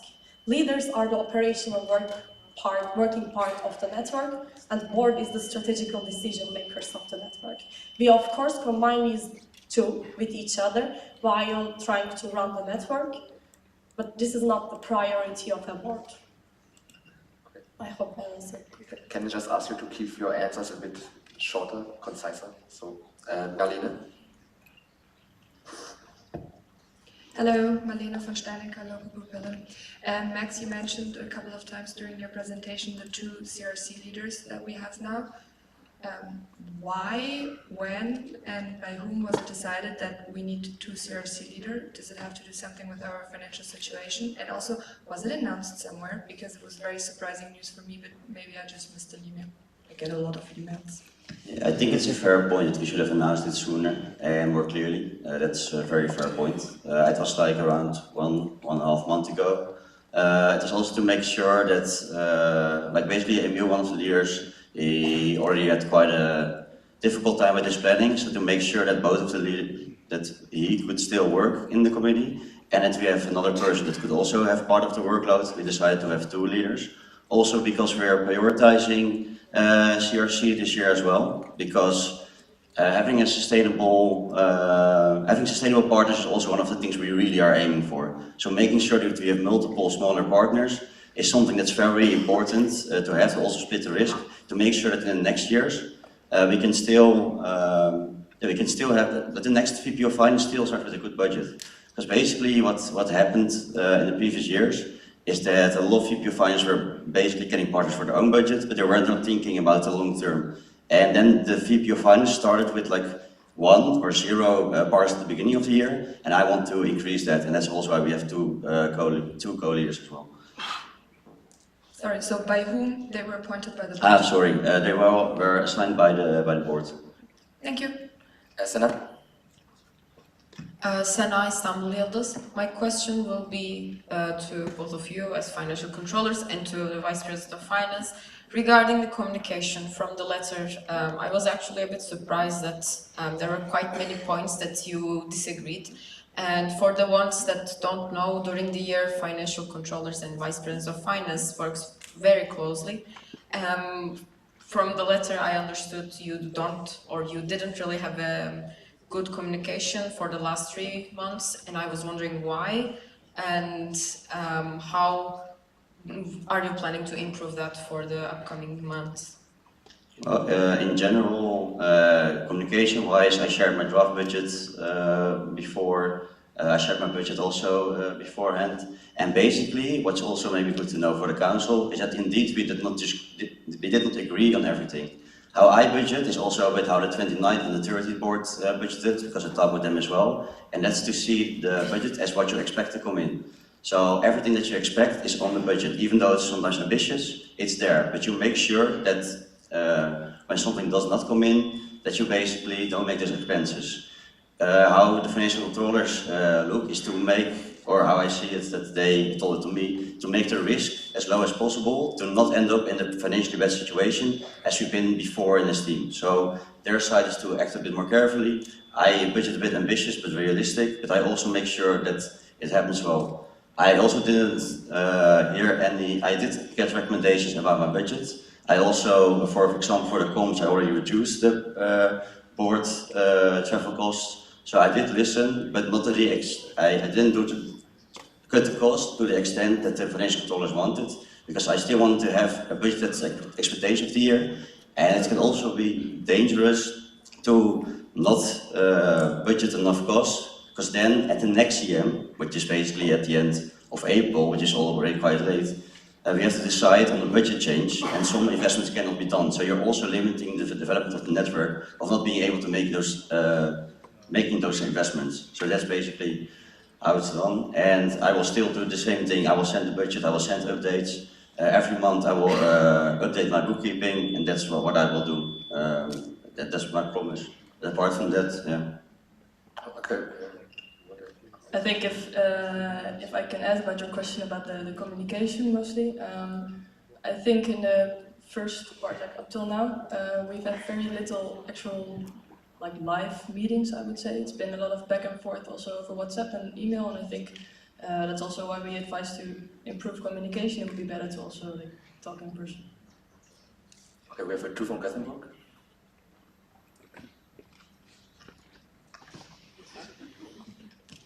Yeah. The purple overall. Yes, I just wanted to make a comment when we're talking about the safety and all that. We saw at the budget that Chalmers sponsored with 21% of the budget, and we just felt that we should give the information that right now we have a new election of our PM, the guy that's responsible of our section that gives the money, and he has been a big supporter of his team, but this might be his last year, and we are not sure if the next PM comes in, if he wants to sponsor his team. And then the possibility is that 20% budget will be removed. But we will, of course, if a new PM comes in, try to make a case for his team, but we cannot guarantee it anymore. Just want to say that. Okay, can you repeat your name? Oh, sorry, Simon from LG Gothenburg. And go back to Elif and Joanna. Yeah. Hello. It's Istanbul ITU.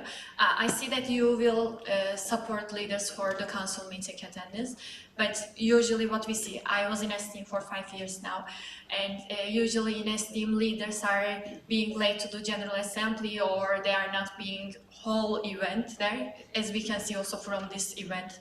So how you are going to ensure that leaders will attend the council meeting, and how you will act if they are not attending the council meeting, because it would be a lose if the leaders are not attending the General Assembly, all of them, and you are still reimbursing them. I think that's a very good point, and in general the board can still have the final say about who we can reimburse, who we don't reimburse. So I think it makes a lot of sense to come up with a plan beforehand on when leaders do get reimbursed and when they don't. So thanks for addressing this point, because you're totally right. Joanna? Joanna Vaz, local group Lisbon. During CM Belgrade, there were two motions regarding some receivables that we have from Continental and from European Supply Chain Forum. They account for a total of 4.5k. During our mandate, we did not contact the companies. Are you planning to work on that? Because if it's not possible for his team to get the money, we should depreciate those costs, and that would represent a 4.5k cost for his team, which, according to your budget, it would put us automatically at around 3k loss. Yes, still you have to look over the years, because it's something that has to be received indeed beforehand. I already told in the introduction of the budget that I don't expect the money to come in. However, I looked more into the case of European Supply Chain Forum. They're in Eindhoven, and I have the details of the contact person, so that's one I will definitely try to get. Continental is a bit more difficult, also because we cannot find the contract, so it is possible that we have to depreciate that. But that's money that's already, that I already thought about, that we don't expect that to come in, and over the years we still have at least 51,500 equity without those partners, which is still financially stable for us. Okay, Maria. Maria Gazepoglu Piraeus.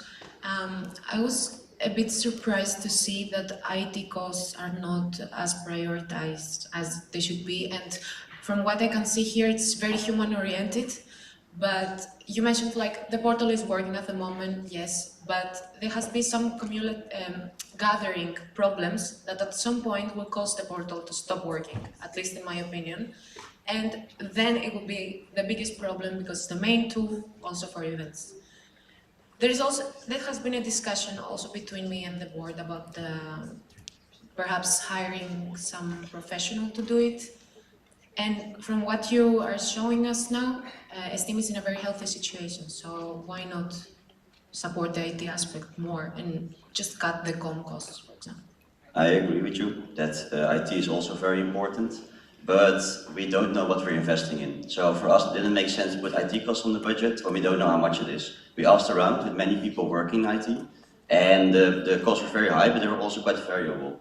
So our goal for this year is to find out, or basically make a list of all the problems we have, for example, email server, portal, all that kind of costs, all that kind of things, see how many are the costs, and if we can basically prepare the next board to cover those costs. So it's not something for our year, because we didn't have a clear overview of what are the spendings, how could we do it, we were a bit late with that, unfortunately. But it is something we will work on, but it will probably be in the next year, unfortunately. Makes sense, thanks. I think very fast too. Yes, and just to add, like this was also one of the things we considered, like also with people from ITC, but before getting any professional help, we thought that it's better to prepare like a backlog with tasks ordered by value, so we actually know what it, where should we prioritize it. And since this wasn't really done in the previous years, like this year will be mostly for first evaluating and then, as Mike said, maybe reserving a cost for the next board, which, yeah, I also agree that it should be a priority. The delegate from Stockholm. Yeah, Gabriel from LG Stockholm. It's kind of similar to the previous asked question. Since we plan to phase out the old website and continue to just using the new one, as you said in your plan. So the backend for the websites, in my opinion, are quite, I don't know, it's made by students, so you can't expect any professional work as we do this on our free time and stuff. So, well, since you also said that you don't really know how much it costs and everything, in my opinion, maybe have you thought about maybe having a buffer or something? Because in the transference of databases and such, if anything would happen, we could lose data from the old website, which is quite bad. But also, if the new website stops working, where you are kind of in a bad spot, don't you think a buffer or something is necessary if you don't know the costs? Maria will clarify. Behind you, Maria. Hi, Maria Giuseppe. I would just like to clarify that for the new portal, we don't need that much of backend, so it will be mainly front-end and design. So whatever backend is just to transfer the data from the previous portals to the new. Yeah, so the new portal is also more based on WordPress, which also indeed doesn't have that much backend. So it's also to make it more easy, and also to make sure that those faults, those defects, those errors don't happen, to make it easier. So that's basically. Okay, Nina will go first. We don't necessarily have, what do we have, Chris? Showed it? Okay. We might not have enough time for all the questions. I already prolonged it for 10 minutes. I will give more time, but we might not have the possibility to have everyone asking questions. So you know, Nina first. Okay, I'm Nina from Local Group Berlin, and my question is, did I understand it correctly that you suggest to reduce reimbursement for travel costs for a board member to 65 euros for an event? Because could you maybe clarify how you can imagine that, paying for flight or train and bus and the participation fee and everything?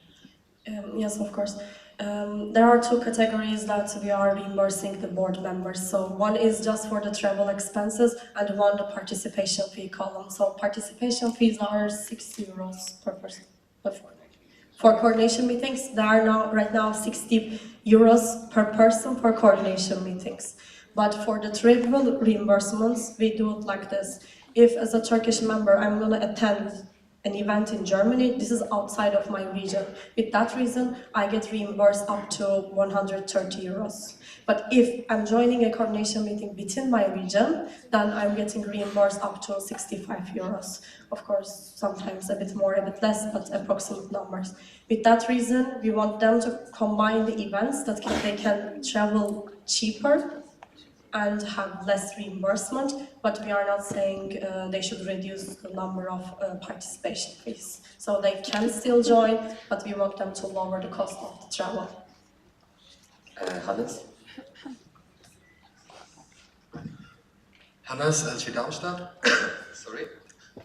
You said the spending plan is only a recommendation, but not really binding. Is it possible to add it to the vote so we can make it binding and he has to follow the plan? So it's if there's only 9,000 euros, we only go to this point and not the other points? Is that one of your problems? Not within the budget, no. Yeah. No, that's the thing, we cannot directly vote upon that. We can raise a motion and then proceed with that, but according, in the budget, we cannot number these. Chris? Then we go back to you. Chris Vigas, Local Group Gdańsk. A question about the support to the leaders. I wanted to ask what was the reasoning behind giving equal support to all of the leaders and not based on the merits and the needs of the entities.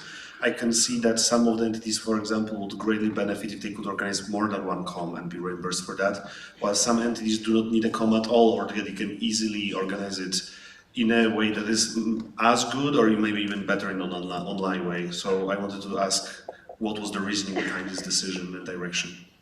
Yeah, some are budgeted the same indeed, but for example, if you look at ITC, there are 2 comms planned, so because there's more need for that. So there's already a distinction there as well. Besides that, indeed, some can be held online, but sometimes we also forget that we're here in a team to connect people, so also in the way we work. So the way you want to, even though indeed some committees, entities can do it online as well, what they probably also will do, we try to facilitate that connection also in the way they work, so also in an offline way. And that's why we made that decision. Okay, Helen? Yes, hello. Firstly, guys, everyone is sleeping and this is a very important topic for the future of STEAM, please don't. So can I request first everyone stand up, turn, and then sit. Yeah, please stand up, turn very fast around, we don't have much time, and then sit down again. Thank you, Helen. Yes, you're welcome. You can ask the question. Yes, I will. So, Helin Ergezer from Local Group İzmir Economy. So, my question to Max. In the FC's letter, they mentioned that after analyzing the past 6 years' financial situation of STEAM, this budget is very optimistic. And if we proceed with this budget, STEAM will be in a critical situation in the future. And they made a few suggestions on their letter. So now, are you planning to take recommendations in account and make adjustments to your budget and propose it or not? And if not, why? At the moment, no. Also because, as I said, I will use the spending plan. I will only spend money if you actually have it, because also in previous years, the VP of Finance didn't have this plan. It's the VP of Finance job to only spend money to make sure that you follow the budget as it is expected. And it will always happen that some costs don't come in, extra costs do, some income doesn't come in, that some extra income maybe does come in, or that it is higher or lower. So at every point in your year's VP of Finance, you're looking at the money you have, the money you expect to come in, and in that way you decide on the spendings you make. So it's basically the VP of Finance job to do that. And then indeed, you can see that it's ambitious, but it's not a weird budget at all. Since we're already talking with all the people, the partners, many are interested and some are already old partners as well. So in that sense, it's for you to decide. Do you think it's not realistic enough? Then indeed you would say, okay, I wouldn't approve this budget. Or you think, okay, it's realistic, there's a spendings plan which is indeed not legal, but I think it will be followed. Well, fine, you can vote on this budget in favor. And that's something for the council to decide on what they think is right. But I will not, for now, this is the budget I have. This is my expected income and expense for the year, which is what the budget is. So I'm not expecting to change anything. Okay, last 2 questions, Sana and Tommy. Could I add something? Sana, Istanbul-Yildiz. I think we couldn't get enough emphasis on what the Gothenburg delegates just said. Were you aware of the fact that there is an increased risk that the Chalmers may not provide support this year because it takes 20% of the budget or the income, let's say, and it's a very big risk that STEAM would face with this budget. So what are your plans? So basically for this year I already had a chat with Ulla, which is the responsible for this year, and we are already getting the money. The contract is sent, they just had to sign it, we agreed on everything. So this year all the institutional money is basically all the contracts have been sent already, except for VAUI, we're still talking with them. But for all the other institutions, the contracts either signed or sent. So in that sense, that money is coming in. But it's a good comment that for the next year it might be dangerous, and that's also why we're investing in CRC, to have more sustainable partners, to have lower risk. So this is something we would definitely have to take care of. For this year, it's not a problem. Okay, perfect, thanks. Okay, then last question. So, technical, Edith?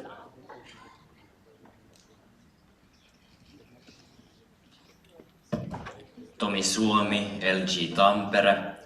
Apologies if I go off a bit as I'm returning to an earlier subject, but the financial controllers mentioned the saving with participating online, for example, in meetings.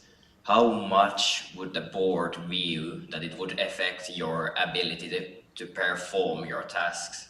Or would it potentially be in a long term more beneficial use for the money to invest it to the IT, for example?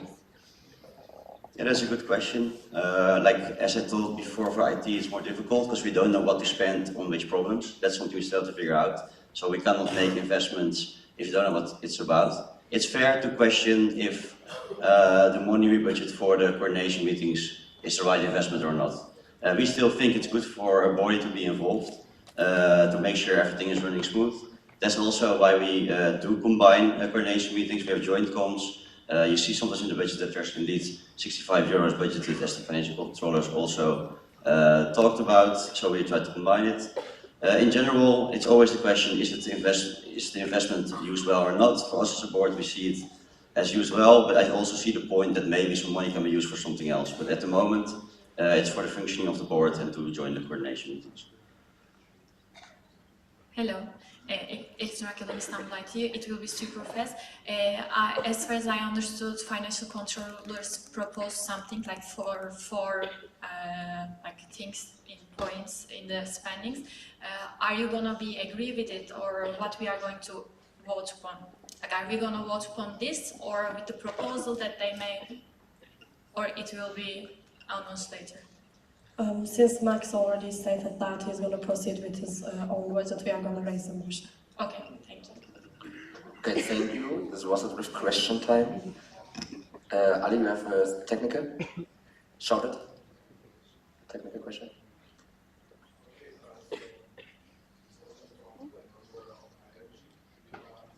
We can't hear.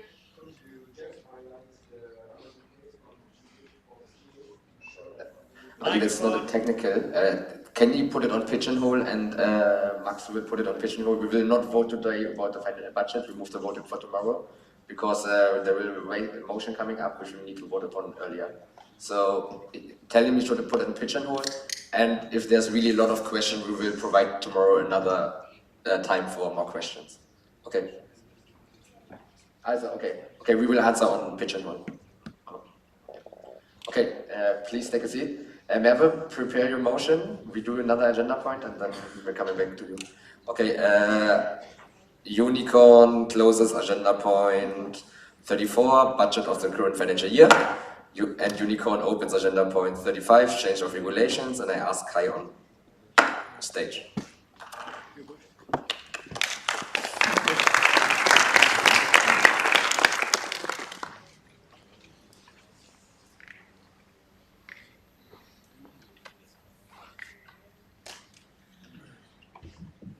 Okay, so this is something that we already shared with you prior to the council meeting that we would like to propose that or have a voting upon. It is a change of the internal regulations, and I want to talk a little bit about the background.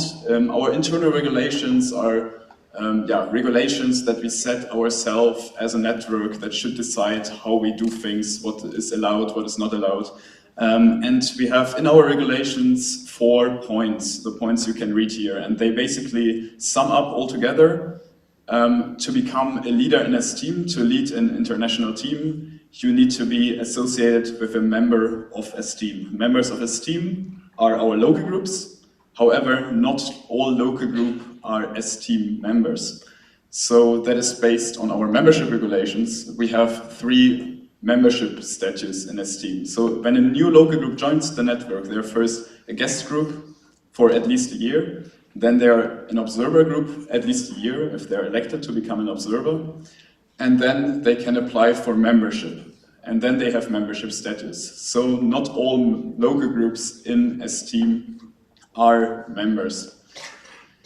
So currently, with the wording in the regulations, esteemers from local groups with guest and observership status are currently not allowed to become a leader in a team. We would like to propose a change in that.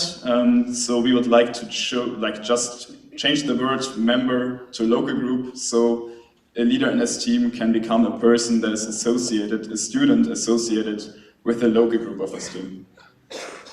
The arguments given here on the current version for only members, so restricting it and saying, okay, we only want leaders from full member groups, is this one.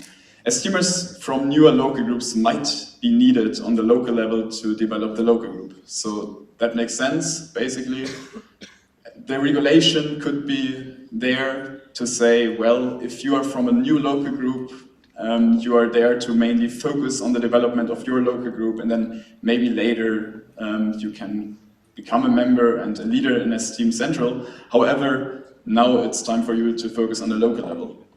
Our proposal, however, on the other side now, to all local groups, have then different arguments. Firstly, encouraging participation is one of our highest esteem values, and reducing the possibility of becoming a leader in esteem just because you're from a local group that is a bit newer, we don't necessarily see as encouraging. Lastly, next, the freedom of choice, how esteemers want to be involved. It is the question whether we in Esteem should have the right to say, you should rather focus on the local group and not on Esteem as an international central entity.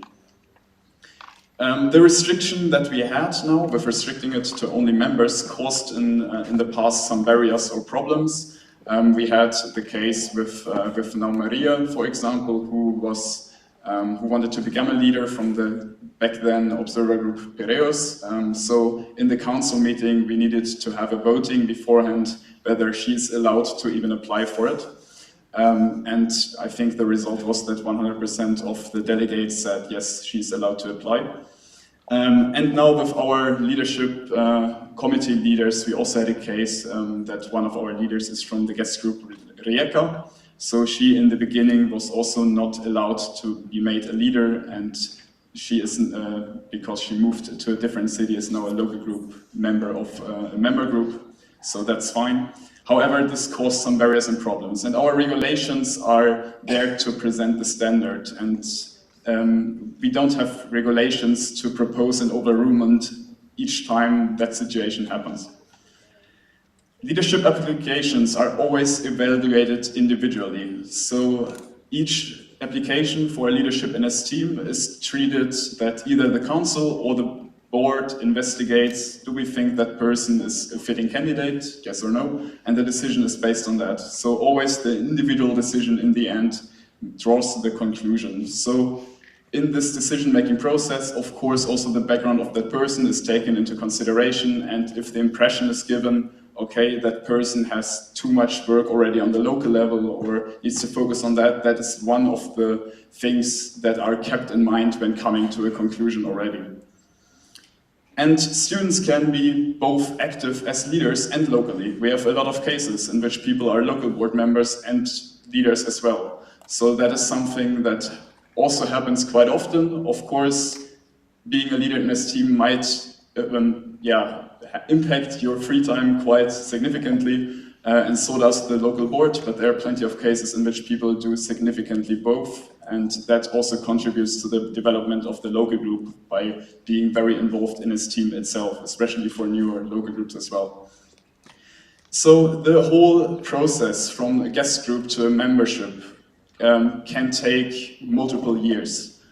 And we don't think it's necessarily fair to prevent people for 2 or 3 years to get that opportunity to also be allowed to apply to become a member. So for us, the right side is, the arguments for us are the stronger ones, but this is a proposal, so we would like to ask for your opinion on that with a voting that we will have.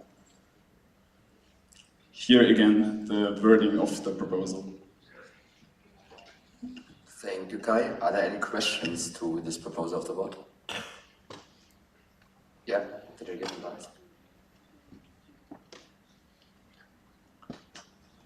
Hello, Maciej Flex from Gdańsk, and I'm wondering if there has been an idea to extend this from only like full member groups to not to observer groups and full-time groups, but not with guest groups, since the fact that like a group is at an observer stage means that there is some form of sustainability already in the local group, and in case of a the guest group hasn't passed this first stage, would the new work that is applying, that this person which is applying for a leader would be a significant, have a significant negative impact on the progress of this guest group. Okay. Yeah, thank you. Yes, this is indeed something that we also talked about and we discussed it. We came to the conclusion that for us still the arguments on the right side of the stream are the ones that we see stronger than the ones on the left. This is why we propose all local groups and not only observership. You have, however, a fair point. I want to point out also that founders of new guest groups, for example, take 1 year working a lot on the development of the local group expecting them to continue to do the same thing for more than 1 year, that is a very demanding job, and I'm very appreciated for that. But disallowing them the possibility to do something different in a team that they might want is on the contrary side. But it's a question indeed of what you think is more important. Look at that. Tuomas Tervonen, local group Oulu. Is this proposal also applicable for local groups that are excluded and then joining back in? With the current version, without the change that we propose, so if we say members of a team only, that would mean that local groups that get excluded, if a local group gets excluded and then reapplies, the students from that local group are not allowed to become a member with the current version. With our change, that would change, then those people would also be allowed to apply as leaders again. Yes. Okay, delegate von Tampere.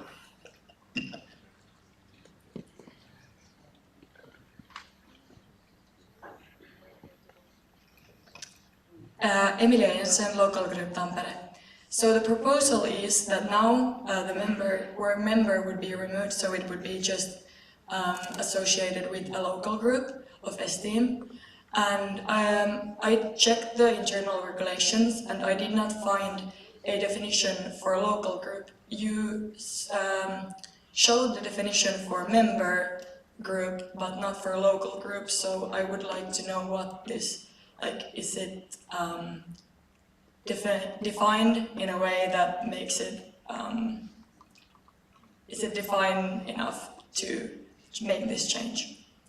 Okay, so the background is that, first the clarification, the change is not to just delete the word member, the change proposal is to change from member to local group in the words. For your question, the regulations to take a look at are the statutes or the membership regulations, so not the internal regulations, and there I will look it up and get back to you about the article, but I'm quite certain that we have an article there that is specifying what a local group is. Yes.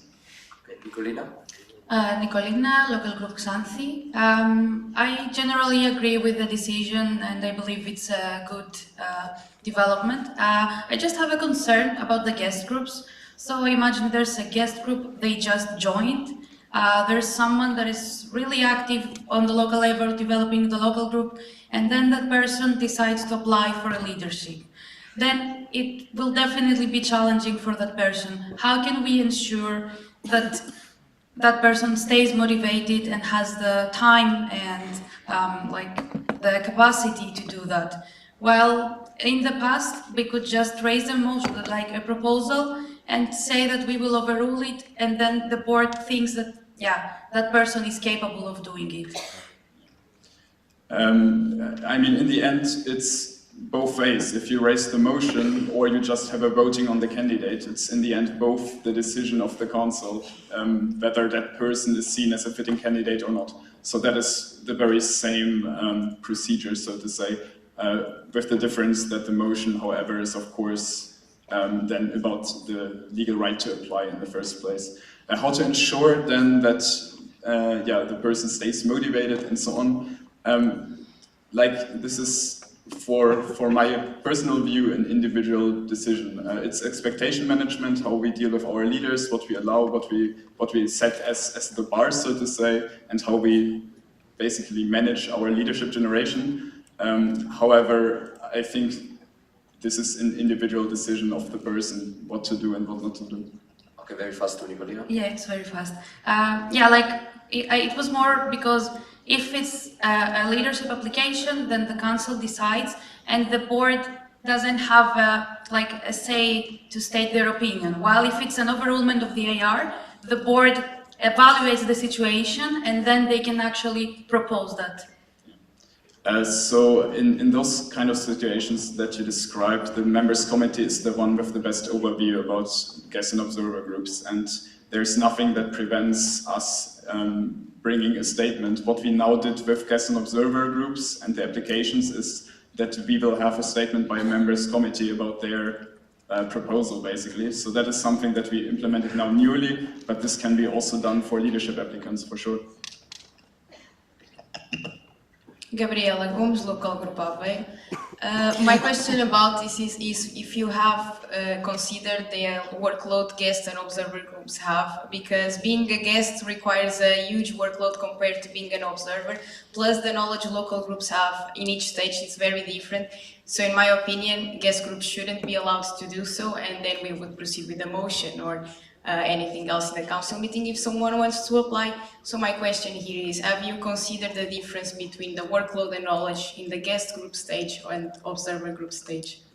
Yes, we have considered that, and I can just repeat myself that the outcome of the discussion is that we still believe that the arguments basically on the right side are the ones that we evaluated higher than the argument given on the left side. But this is something that we, of course, can also ask to the council to decide what they believe is better. Okay, before we go with the technical setup, very fast. And why did you get the microphone? Is Merve already back? Still not? Okay.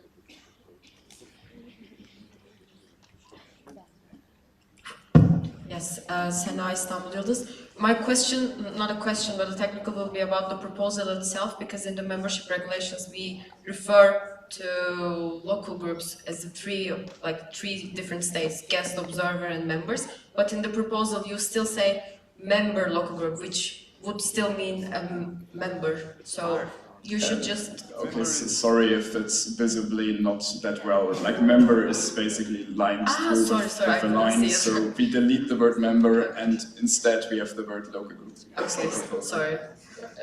Ili, if you want someone, can someone check where Merve is and how much time she needs, and come here and tell me, and then we just go with the question until Merve's back. Can I have that too? Yes, it's just to say that the thing overruling the requirements for specific applications, it's possible for service leaders, for example, or for the board, because these are voted by the council.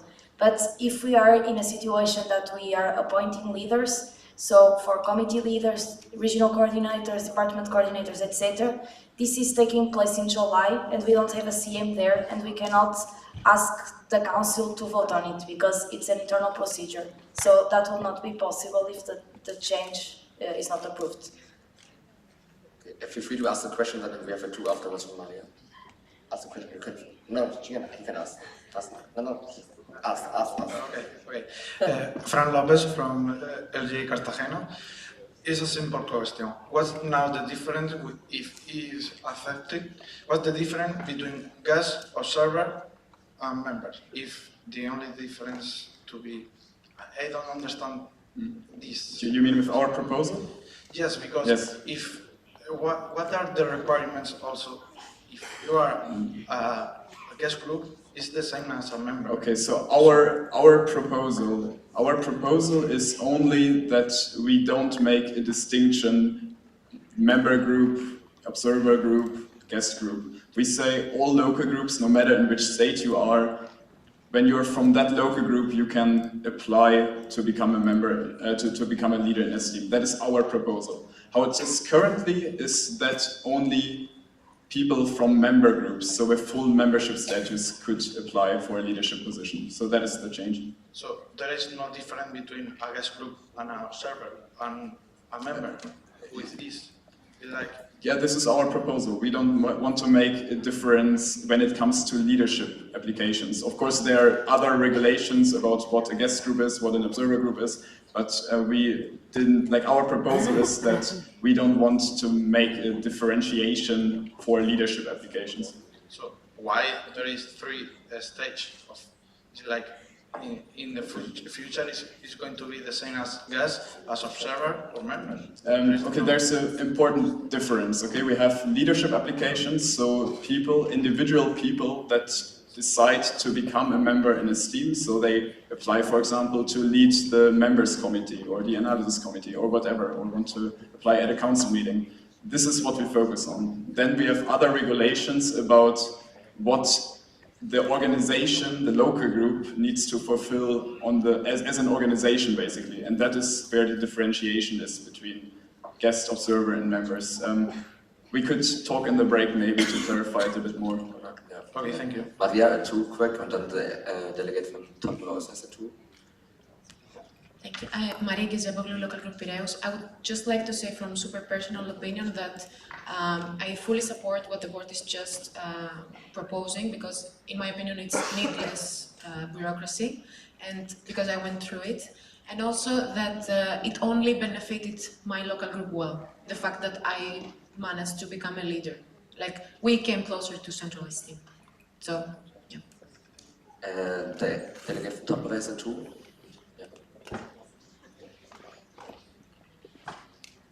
So guys, we don't have enough time for all your questions, so I will ask afterwards if the delegates already feel comfortable enough with voting. We really don't have time. If you don't feel comfortable, we move the voting to tomorrow and we can put your question. Afterwards, Nicolina, first Emilia Jensen, Local Group Tampere. So just a correction to the previous thing that I said. So in the members' regulations, there is no definition for a local group, but local group is the thing that is said to refer to the something that is explained. So the three groups statuses, but it's just a referral. So I wonder if it should be defined, but that's just a comment on the previous one. Then Nicolina, quick comment. Yeah, my comment was that I want to propose to add something. So when you finish with the questions, I'll just need a quick thing. Before the motion is voted upon, I want to propose to add a line. So you want to make an amendment? Should I make an amendment, or should I just propose and the board changes it before we vote? Yeah, you can make an amendment right now. So we're moving the voting to tomorrow, and we have an amendment. Or we can do what that. do you propose, really briefly? Should I say now? Yeah. Yeah, like Kai mentioned, like that the board can still make a report like we do for local groups. Shouldn't we add a line to the proposal saying that the board can propose, can make that like evaluation, etc., so that we ensure that it happens? We can think about how to state it. Like right now, I don't have the right words. Yeah, okay. We move the vote for tomorrow. They can come later. And you can come later, Yes. write it down, and then we will vote upon it later. We will let you know basically what we do with it, yes? Okay, do the delegates feel comfortable enough to vote, like to understand what the issue is and what we will vote upon after the amendment? Can you just showcase with your sheets?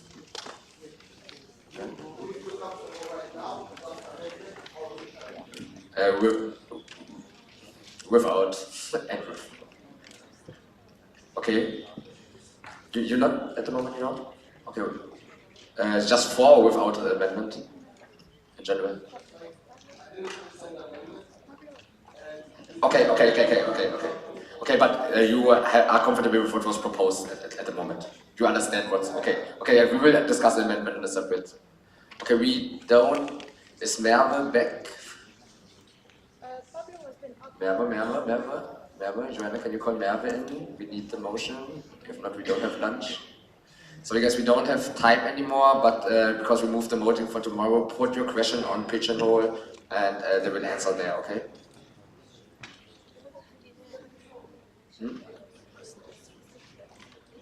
Okay. Yeah, until Merve is here, who was standing. Dori, you were wanted? Okay, Christoph. Give it to Dori first. Yeah.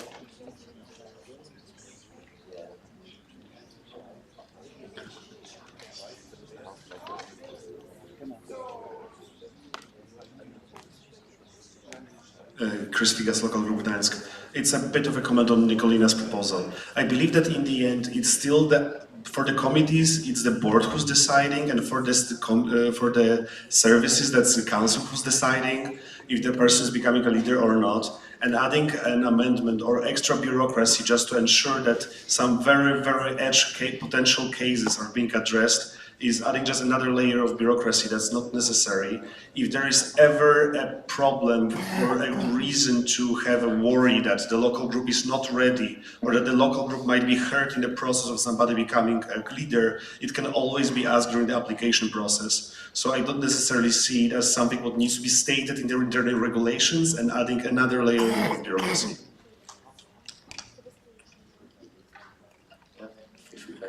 As far as I understood, it's more like adding, okay, the board has the opportunity to basically comment on the leadership application. That is something that we already have. This is nothing that enables us to do something that we wouldn't be allowed to do already. It's just ensuring that people are aware of the possibilities, so to say, a bit better. But I would suggest we get back to the amendment thing. We can talk with our boards what we would like to do or what we wouldn't like to do, and then we inform you again. No, I was just saying that this can be done without this being in the regulations whenever it pops up. Yes. Because even right now, this whole situation is talking about very severe edge cases where it was raised then as a motion to overrule it. And as Kai already said before, if there is ever going a situation like that, there could be also a motion raised otherwise, and there is always a voting. So this is making the situation simpler. It's not giving extra votes, it's actually making the whole situation much more clear. And in the end, most of the people who are leaders are not from either observant or from the guest groups. It's creating more opportunities. And since the council or the board are always the ones who are saying if this is a good decision or not decision, the only case where I can envision that a person who is from the guest or observant local group is becoming a leader and is becoming bad is when there's no other applicant. Because if there's another applicant, we can always choose the other person. So this is just making situation better for the whole network as a whole. And I don't necessarily see it as going in a wrong direction or creating some very if cases that a local group will die or something. So Okay, I would prefer to avoid a situation where you have too much bureaucracy. Bureaucracy. Okay, we will proceed now because Merve will soon be back. So maybe we take first the voting procedure, and then afterwards we have the motion. So first of all, I close agenda point 35, change of regulations. And there's a technical, yeah? But we don't have time, we really don't have time. We don't have time, we're late, we're really late, and we still have 2 presentations and the motion. Feel free to put it on Pigeonhole, or yes, do it tomorrow doing the amendment, but we really don't have time. The General Assembly is not going to know my opinion about as a guest group. This change affects us. We have tomorrow the amendment, then we have time to do a comment again, that's fine. Okay. So, okay. Thank you.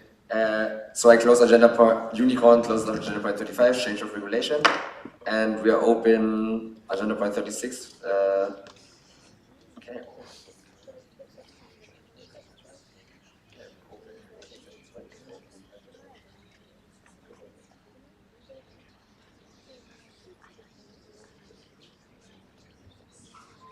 Yeah, so we are open agenda point 36, voting session 2. Can the voting committee already come here and just explain how the voting procedure comes before we have the motion?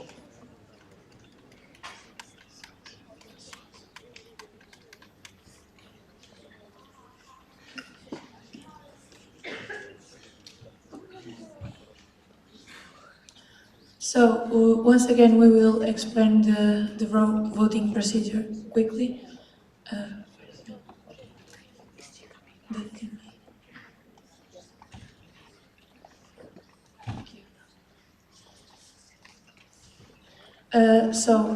Once again, voting will be done via election body, and it will start at 1:30 p.m.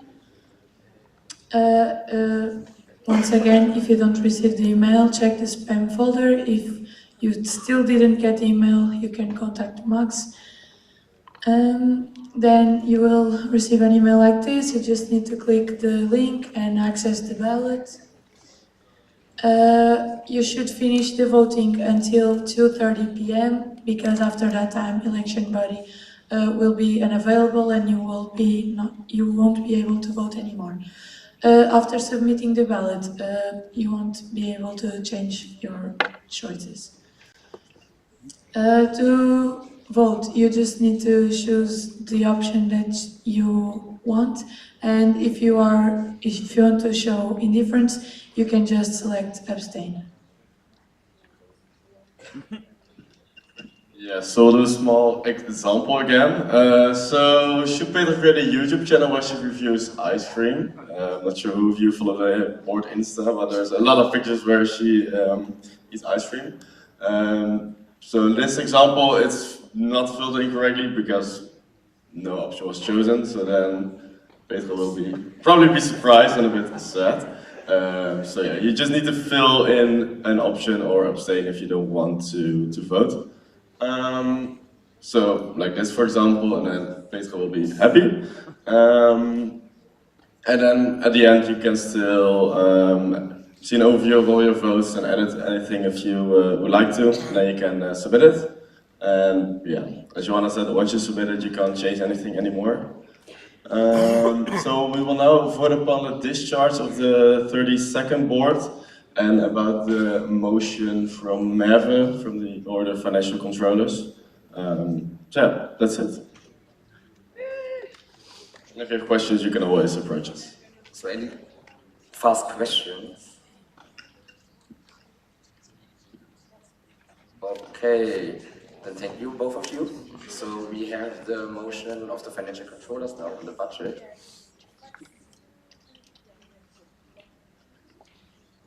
Give it to me. Yeah, it's a turn.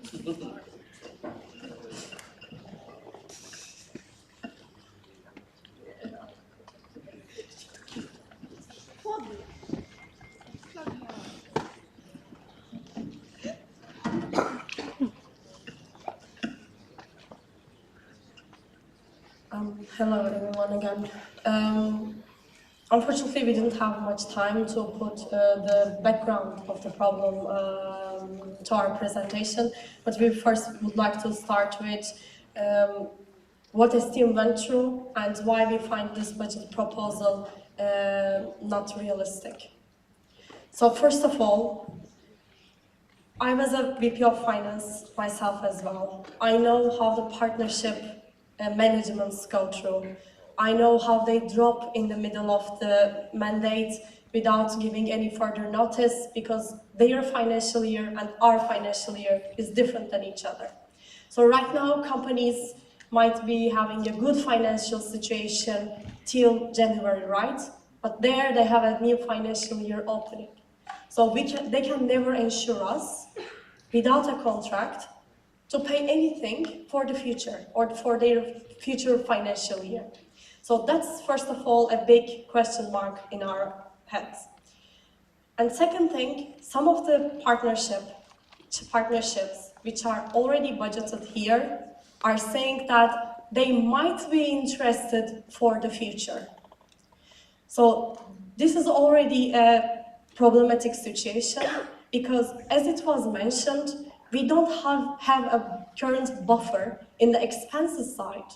But this is already too realistic income that wouldn't balance each other. So if you might have possible expenditures more, then you also need to balance it with the incomes so that you will have a realistic thing. But right now, we are we have over income, then it might happen, and we have already very strict expenditures. And as we already mentioned, the spending policy has no legal implementation. So whatever you are gonna vote upon in the exam is gonna be used for this team. So after 6 months, even if you say that, yeah, but you promised that you are not gonna spend this, but you accepted, you agreed upon. So you have no right to say, but you promised, because a voting is not a promise. It's a must. So we checked everything in the previous years. Approximate income of a STEAM from the proposed budgets are 40 to 50%.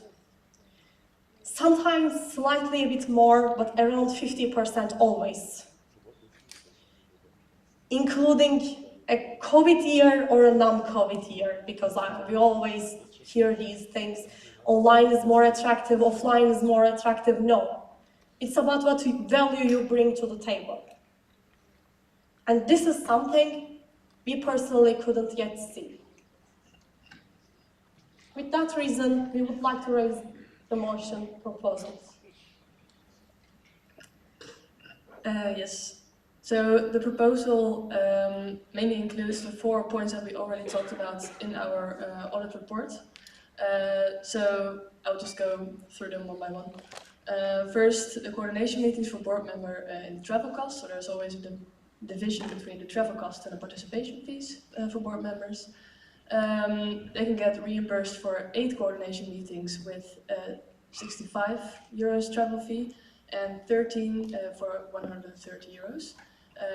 Just for some extra information, right now the budget proposal already has 21 com reimbursements, of which only 4 are budgeted for 65%. And just to remind you, this difference between the 65 euros and the 130 euros is basically by combining different events. If you combine different events, they'll be close to each other, you have less travel costs.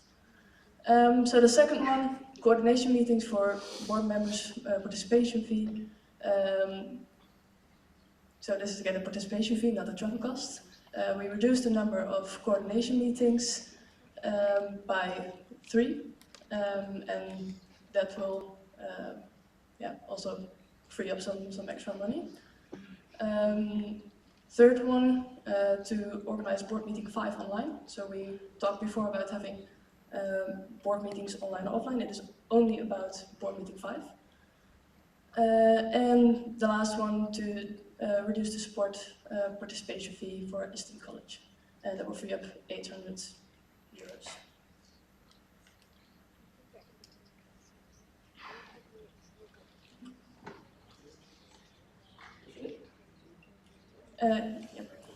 So basically, if the motion is accepted, then we will have these 4 different cuts that I just mentioned. And if the motion is rejected, then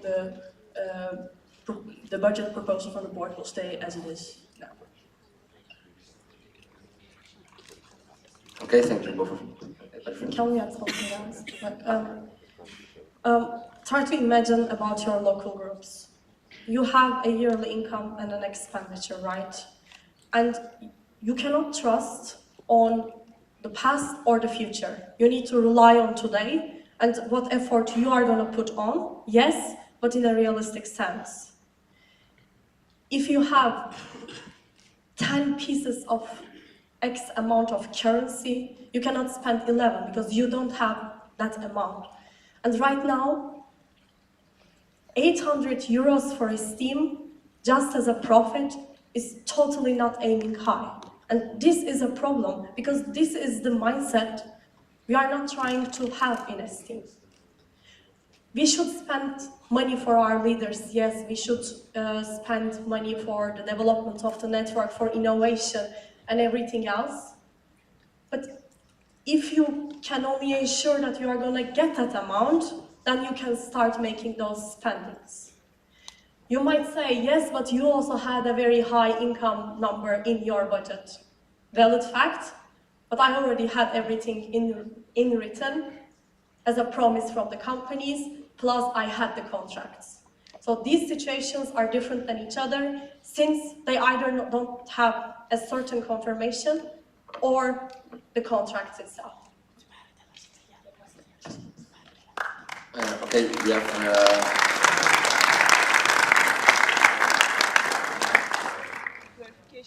technical. I have Danny. And then clarification.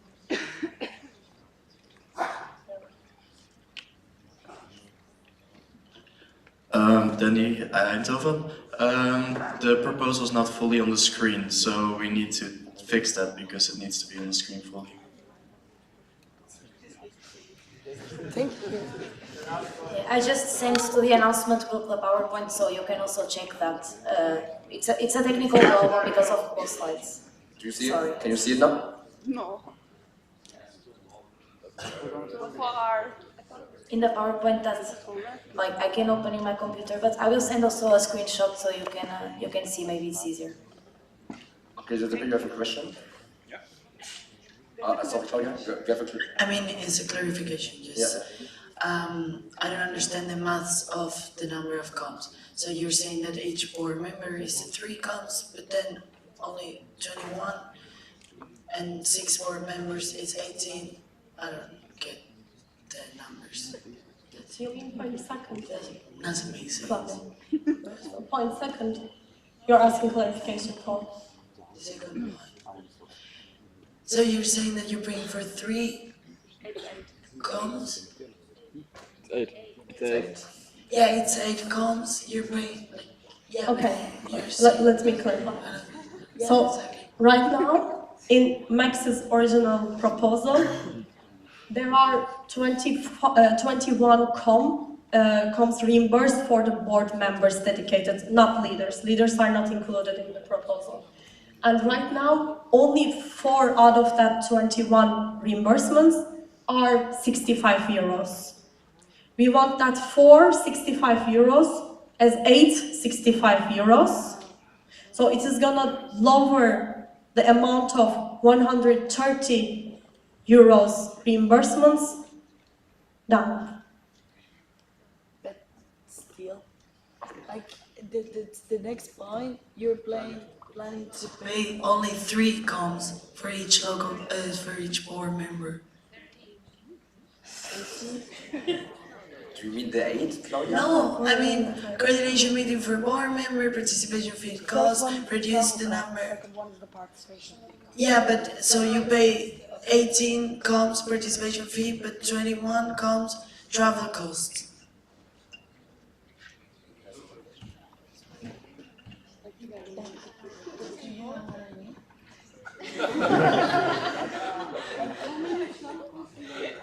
On the middle of the left side. Ah, there it is. Yeah. Oh, yeah, she was reading that point. Only not right.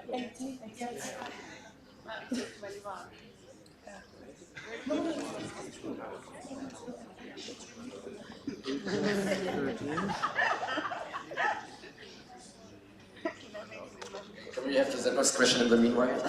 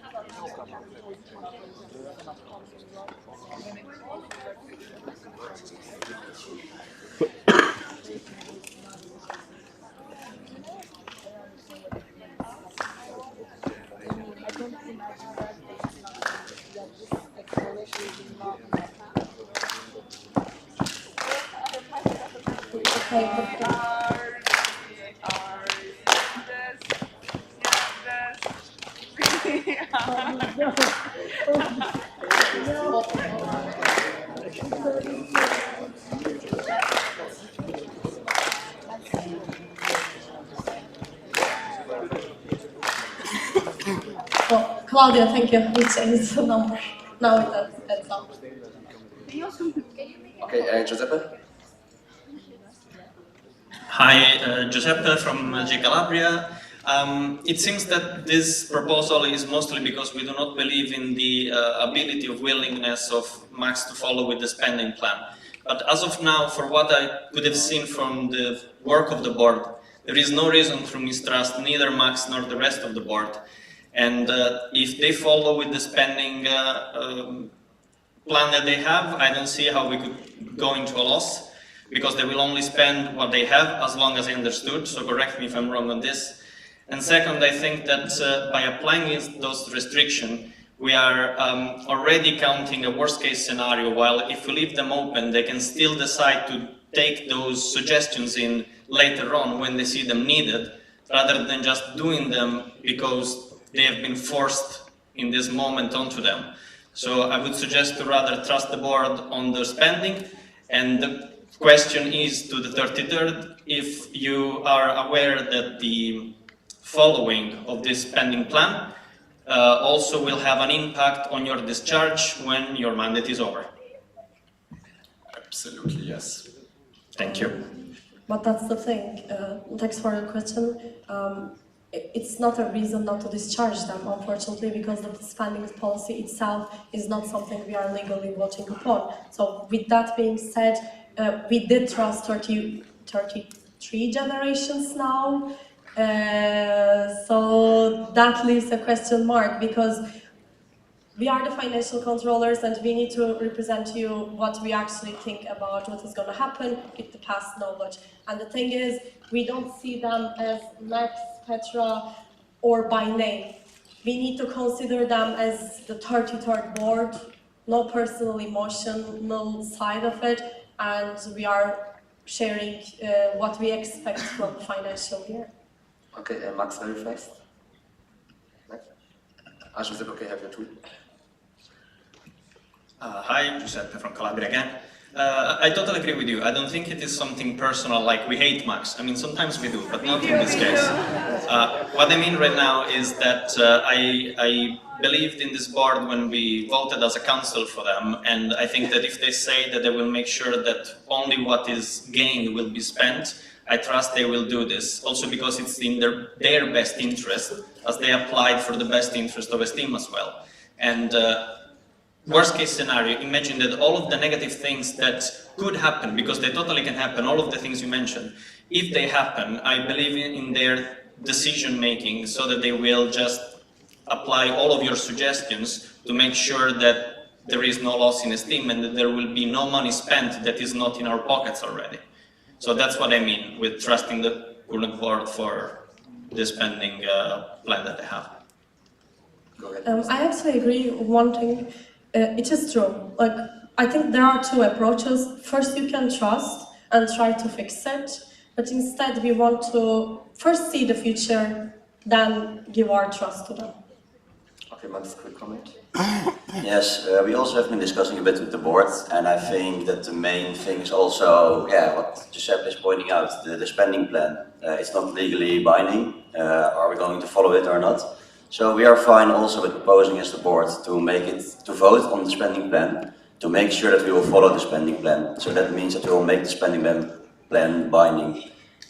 We can propose it as a board as well. Maybe I want to see actually the opinion of the delegates, if they think this is a better option to propose making the spending plan binding or not. So I would like to see if you would think that's a good idea, green. If you think it's a bad idea, red. Or abstain in yellow. It's not an official vote, it's just a poll, just showing what your opinion is about it. So, do you think it makes sense to make the spending plan, I showed on the PowerPoint, to make it binding, that we have to follow it as a board? Just a clarification, you are not voting now on the spending plan, okay? You are just voting if you would like to have a voting about that. Okay. So, okay, maybe proceed as this. We will vote later upon the motions openly. We will coordinate between us what we will do together, okay? And then we propose something later on. Just keep in mind that either we're voting upon this motion or about like the spending plan maybe. So, because we need to go to lunch, we really don't have time at the moment anymore. So we postpone this discussion to afternoon, okay, everybody? So, Please stay seated though. Just to clarify, thank you both of you. So we join us during lunch and we discuss something.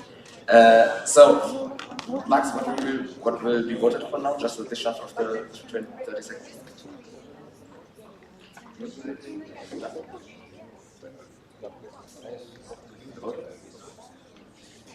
Yeah, that's just the discharge. Yeah. So what will we vote upon now during the? Okay, there will be no voting session now. Okay, no voting session. So we have lunch break now. It's, I think, at the same place where we always have. Ah, yeah, but there. Perfect. Thank you. You have your voice on ready to.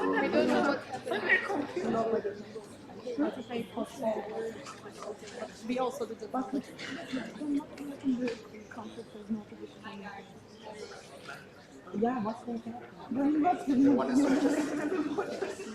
Hey, okay. Guys, we are walking to our university's canteen and we will eat our lunch here. So let's go. Okay, please be back at 2:40. Have fun with your lunches.